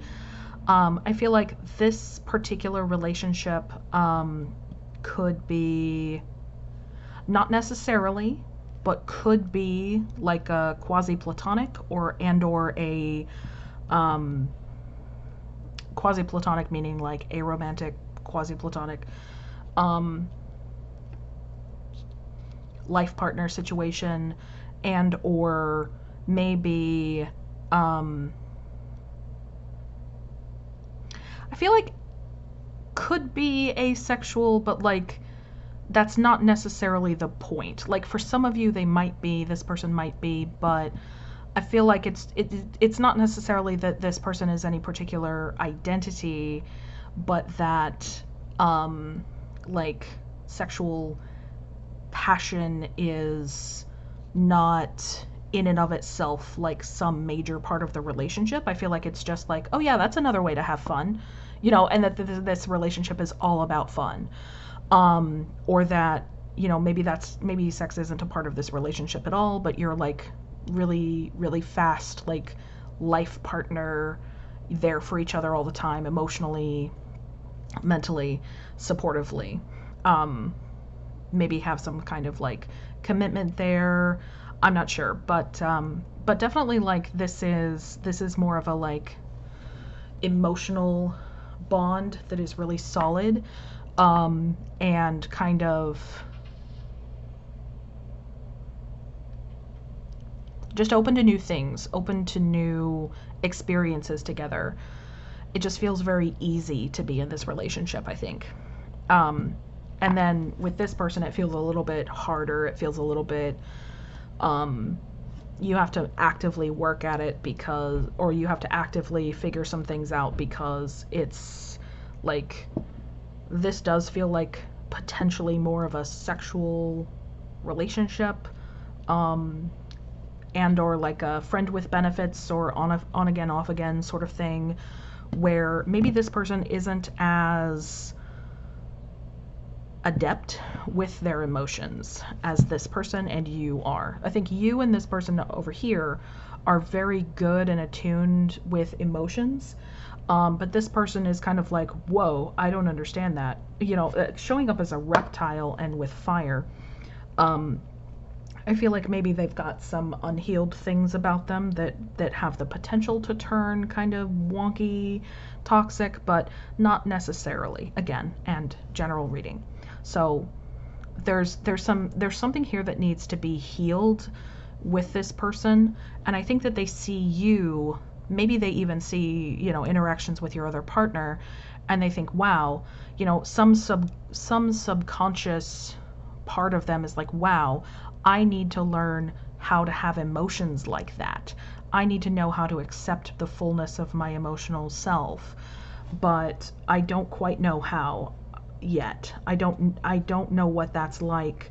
It's never been encouraged in me before.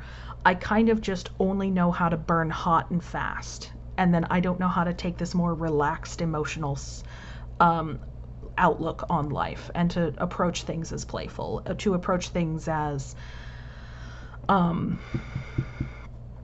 to approach things in a more allowance sort of way, to go with the flow. This is someone who's used to making everything happen for themselves, that feels like they have to work really hard at it. Maybe that's how they got where they are in their particular career. I feel like career might be more important to this person. And they look at you and they think, wow, this person is doing something so totally opposite of what I'm doing. I'm so drawn to them, but I don't understand why. And I think it's that unconscious part of them that is like, I need to learn from this person and know how to be more like them. And I think maybe you also are drawn to this person for that kind of, I want to learn how to be more outgoing, or to create more interesting experiences for myself in life, to be a little bit more adventurous. Maybe that's what draws y'all together, into this maybe on again, off again relationship, and or friends with benefits type thing, or whatever this is in particular. All right, so I feel like that's the energy check for this time. So let's get into, I didn't even talk about over here. I feel like this one, I think this is just like reiterating that this person trusts their intuition and their feel for things in life, and just looks at everything as kind of like an opportunity, is very positive in frame of mind. And not that they've never had struggles or anything, but that they always keep this hopeful attitude. Excuse me. And look at, just find obstacles as one more puzzle to solve, to learn something new, or one more way of experiencing what life has to offer.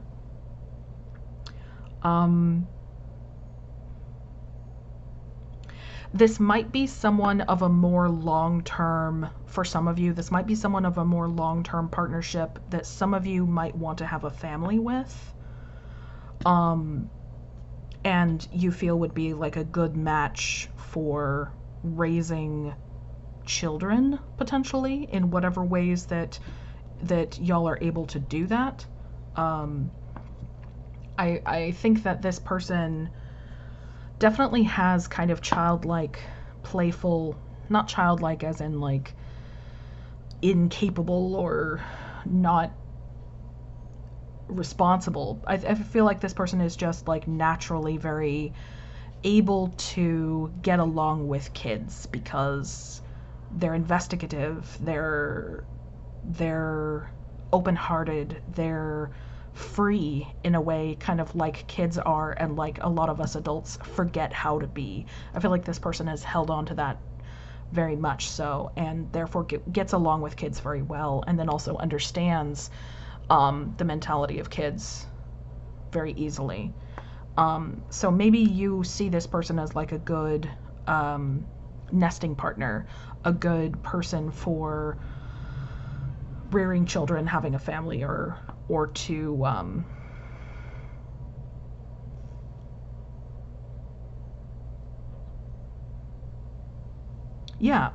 or maybe this person works in a field with children or something like that. Maybe they just remind you of what it's like to be carefree and like a child again. All right, so I think that's about it for the energy check. So we're going to get into the major part of the reading.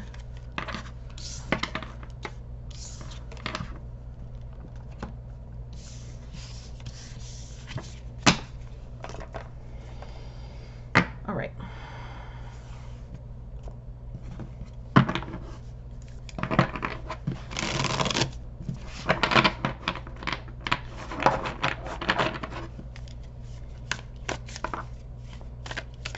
I love this deck too.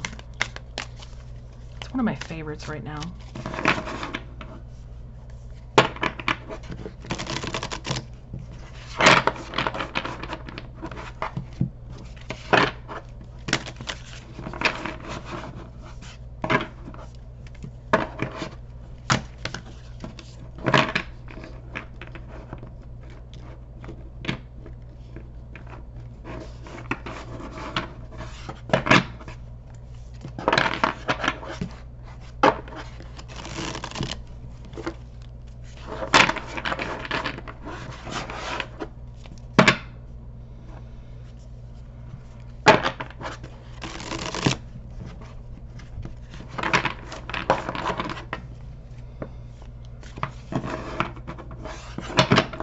Okay.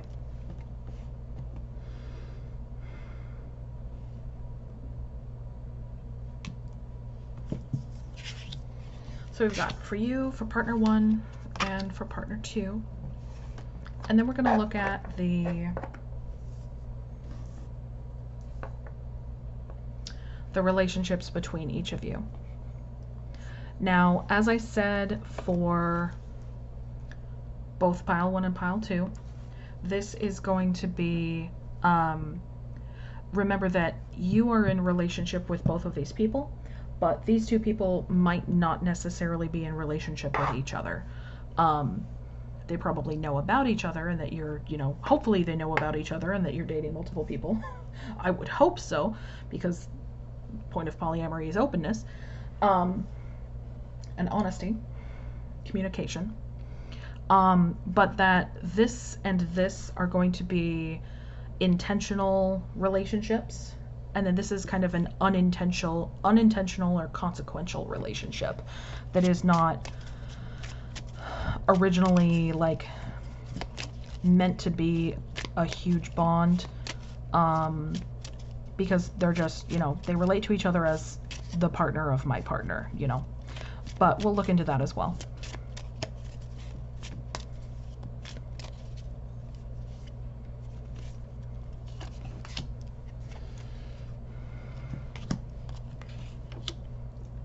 Okay.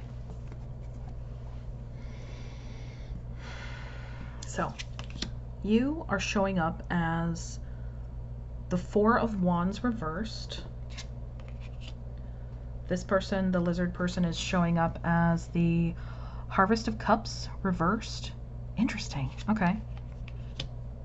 This person is showing up as the Ten of Thunder. So this is the Otter person showing up as the Ten of Thunder. Okay. Ten of Swords in this deck. Abundance. Romance. Truth.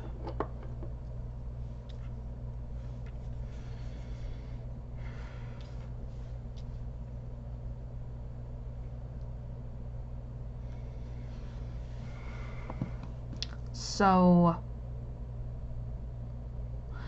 it's so interesting that someone so carefree and lighthearted comes up as the Ten of Thunder, or like they're hitting a moment of a major breakdown or breakthrough where they're having to reassess their sense of self. And this with romance.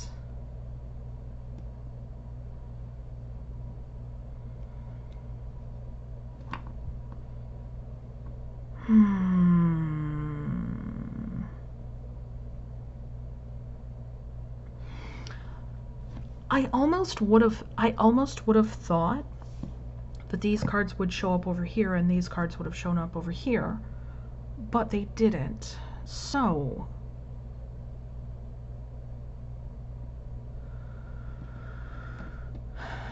remember how we said this person maybe wasn't as adept with their emotions? I feel like they have a lot of them, but they might still be suppressing them a little bit, which is why, like I said, they wanted or want to feel attracted to you as someone who is better at more naturally kind of expressing your emotional depth.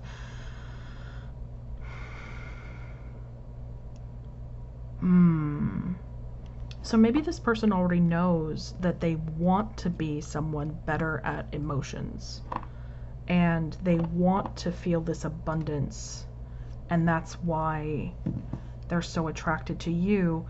So between the two of you, abundance is like, I get this like unblocking sort of feeling of like, we're going to take the cork out, and then outflows stuff that's been suppressed for a long time. So this relationship for this person might actually be really healing for them, potentially for both of you. Although I feel like from your end, you're more kind of like learning maybe confidence and your right to exist, your right to take up space in the world. Whereas this person is learning it's okay to feel, it's okay to have emotions and to have a lot of them. I don't have to channel everything through anger and discontentment. I don't have to channel everything through my work or my creative projects. You know, I can actually take a moment, stop, and feel, and then continue on.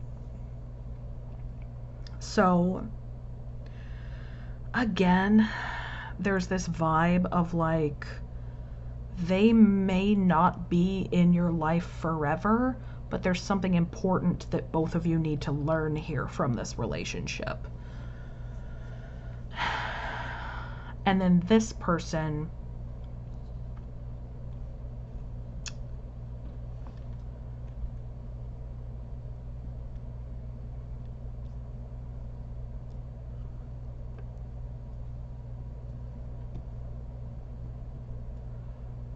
something is bothering them that isn't about you.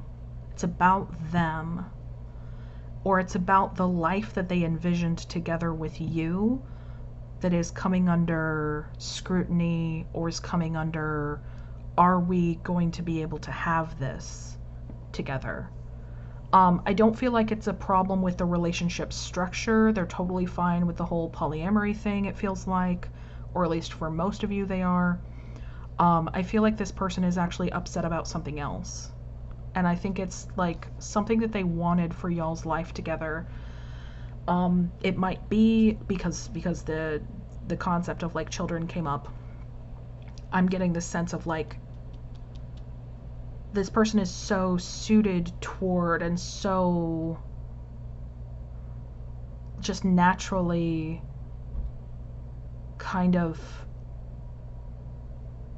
belongs in children's lives. You know what I mean? Like it would be an amazing parent, is just like a fantastic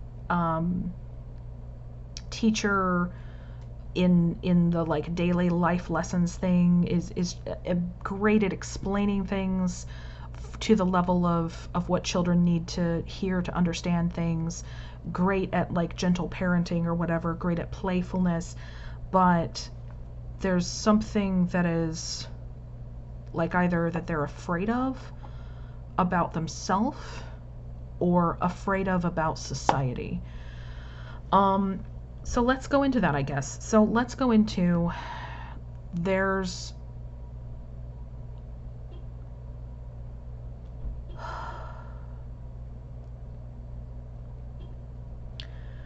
for someone who's very sensitive and who wants the best for their children, their hypothetical children. This might be someone who is thinking, but the world is so harsh and the world is so harmful to people like me, whatever that means for this person, or people like you, or people like us, people like me. How could I bring a child into this world that is so harmful to people like me, that how am I going to help them navigate these struggles? How am I going to help them live an empowered life in the current environment, so socially, societally? Or this could be an issue with infertility, of I don't know if I can have a child. This could be an issue of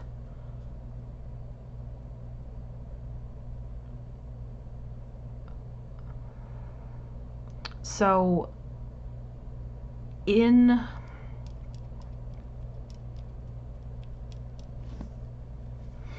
sometimes in queer relationships, whenever people want children, there's issues of not only issues of, is the state going to allow them to adopt? Is it going to recognize them partners as a unit, a marriage, a unit, whatever, able to, or even appropriate to raise a child? Is it going to allow queer folks to adopt? Now there is that concern. There's also that there are a lot of problems in foster care, and there's a lot of problems in the system, the social work, child protection services. There's a lot of problems within that sphere of fostering, adoption, etc. And a lot of the system is racist, is homophobic, is biased in a lot of ways, transphobic, but also there's a really big problem of, I don't want to get too deep into the politics, but there are issues that could be, I don't want to get too deep into the politics, but there are issues that could be, there are issues that could be concerning this person about not wanting to harm a child further, not wanting to contribute to a toxic system if it's like considering adoption, and or worried that you're not going to have any options, or worried that, you know, in vitro or other fertilization methods aren't going to work, or that someone is infertile, unable to have and birth a child of their own.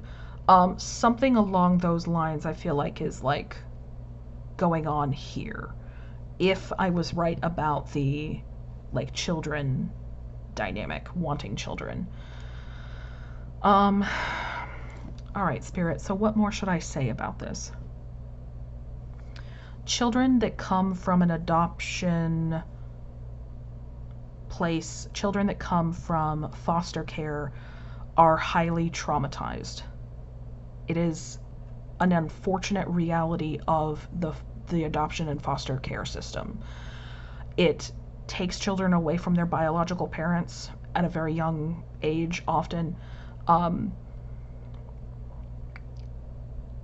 Even if those children wouldn't be safe or happy in those original families, especially safe, it often hurts a child very deeply to be taken away from their original, you know, biological parents. They just, you know, and that can create a trauma. Anything that they endured in the previous family, the original family, could have been a trauma. There's often, like I said, there's this classist and racist dynamic where especially marginalized people, especially marginalized people in poverty, are not given the resources to be able to care the best for their children. And then, so it's like the state is making people poor and then punishing them for being poor, and then taking away their kids and giving them to white people sometimes. Often when you see people adopting, when you picture in your mind, what is the face of queer adoption? What is the face of queer adoption? Does the first thing that come to your mind, is it 2 white gay men? Or is it 2 white gay women? Because I'm not saying that any particular situation or wanting any particular thing is wrong. I'm not saying necessarily that adoption it's very complicated, is what I'm saying. And there's a lot of institutional biases and institutional things to navigate that are very hard, especially on the child or children. So, I feel like this person, maybe they know that. Maybe some of their positivity and positive outlook is kind of a mask to hide some of this deep concern for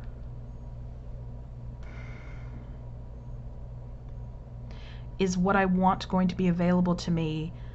Am I going to be able to do it right? And is someone else going to end up having to go through the same pains that I did?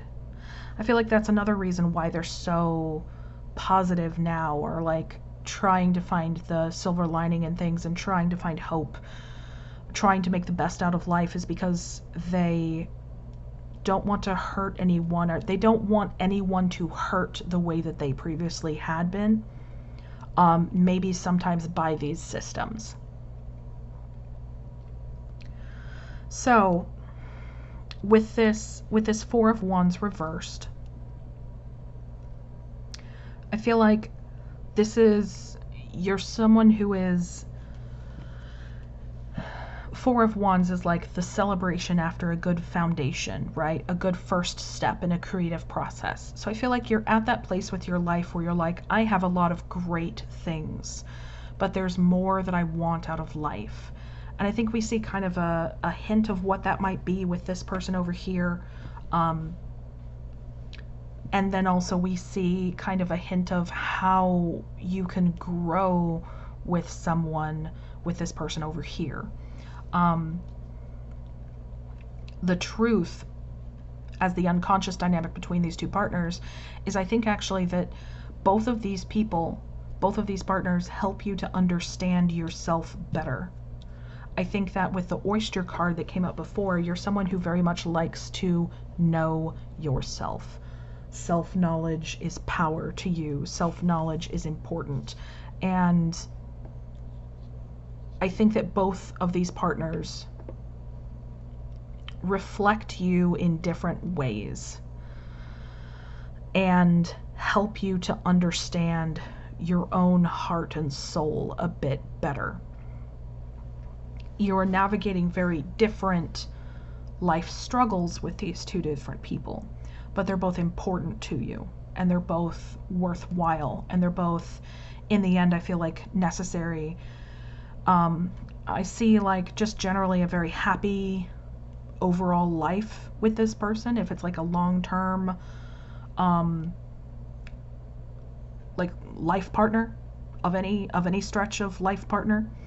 And then this person is like someone who's going to be there when it counts, or when you're in a phase of learning something new about yourself, and vice versa. Both of these are very important dynamics for you, I think. So let's get a final kind of advice card or encouragement here.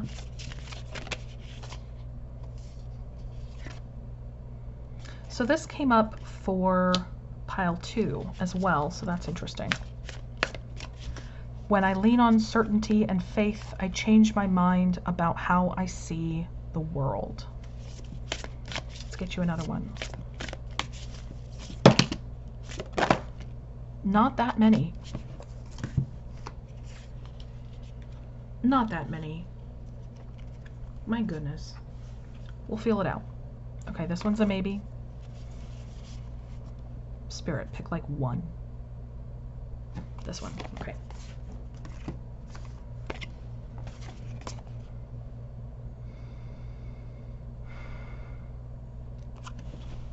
Maybe not. All right, so this one. Through prayer and meditation, I create a ripple effect of peace in the world.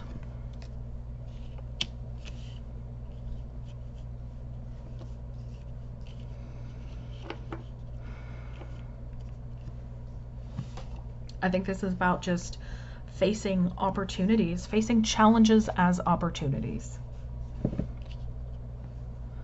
Looking at things with the intention to get through them. This is a challenge. It is challenging, and I'm going to persist, and I'm going to get through this, and it's going to be okay. I feel like keeping your center while you're in these two relationships is very important for you. Again, your alone time. So meditation, prayer. Whenever you have enough time for yourself and you have enough rest, you're better able to bring your best self to either and both of these relationships, to navigate them more clearly with a more emotional balance. So I think you also are just more optimistic whenever you've had enough rest, because I think being tired really makes you cynical and you go more easily into like old pattern trauma mindsets. Potentially you go into old pattern like bitterness, honestly, and that's just out of you're cranky. Okay, you're in pain, or you need to eat, or you need to drink water, or you need to sleep. Like, you need to take your medication. Like, take care of you, and then your outlook improves. And then you're better able to bring your whole self that's able to envision clearer futures, better futures for yourself and your partners. You're able to bring that side of you, that beautiful oyster that's holding that pearl inside, that very intuitive and skilled, and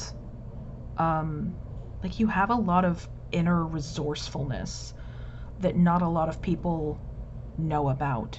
You know how to survive things with grace in a way, or to survive things to survive things messily, but to survive them. Like, but I think a lot of people would look at what you survive on a daily basis and think, wow, I don't know if I could do that. I wonder how they do that. And you're like, what? This is my day-to-day. This is my day-to-day. So you have a sort of ability to handle things with your internal reserves when you've had enough rest, when you've taken all your meds, when you've eaten and drank water, when everything is, when you've had some kind of hygiene situation happening. I know that for many people with either like neurodivergence and or disability, hygiene can be a very difficult thing. Can be a very difficult thing. But there's always like, if you are even able to like wash your face a little bit with like a little wipe or something, and then you feel a little bit more refreshed. Just take care of your body, take care of your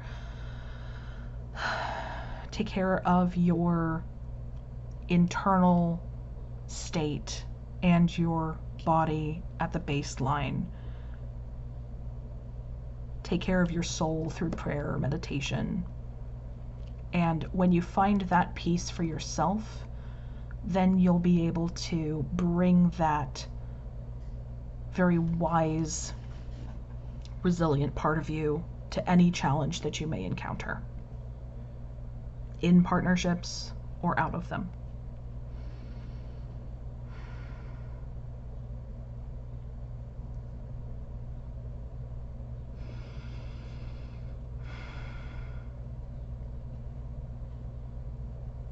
There's something about this Four of Wands that is speaking to me. Let me think. Fibromyalgia?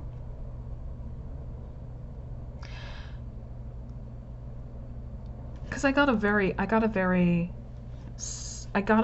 like specific set of images, and it was the butterfly, and then the butterfly, and then this like plushie that's going around of different disabilities and or neurodivergences. It's the X bunny and the Y bunny and the this bunny and the that bunny, and there's like a fibromyalgia one.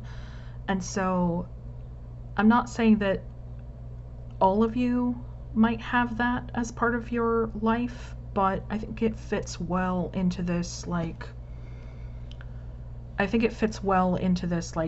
needing a lot of rest, this kind of like lens of disability, and or chronic illness.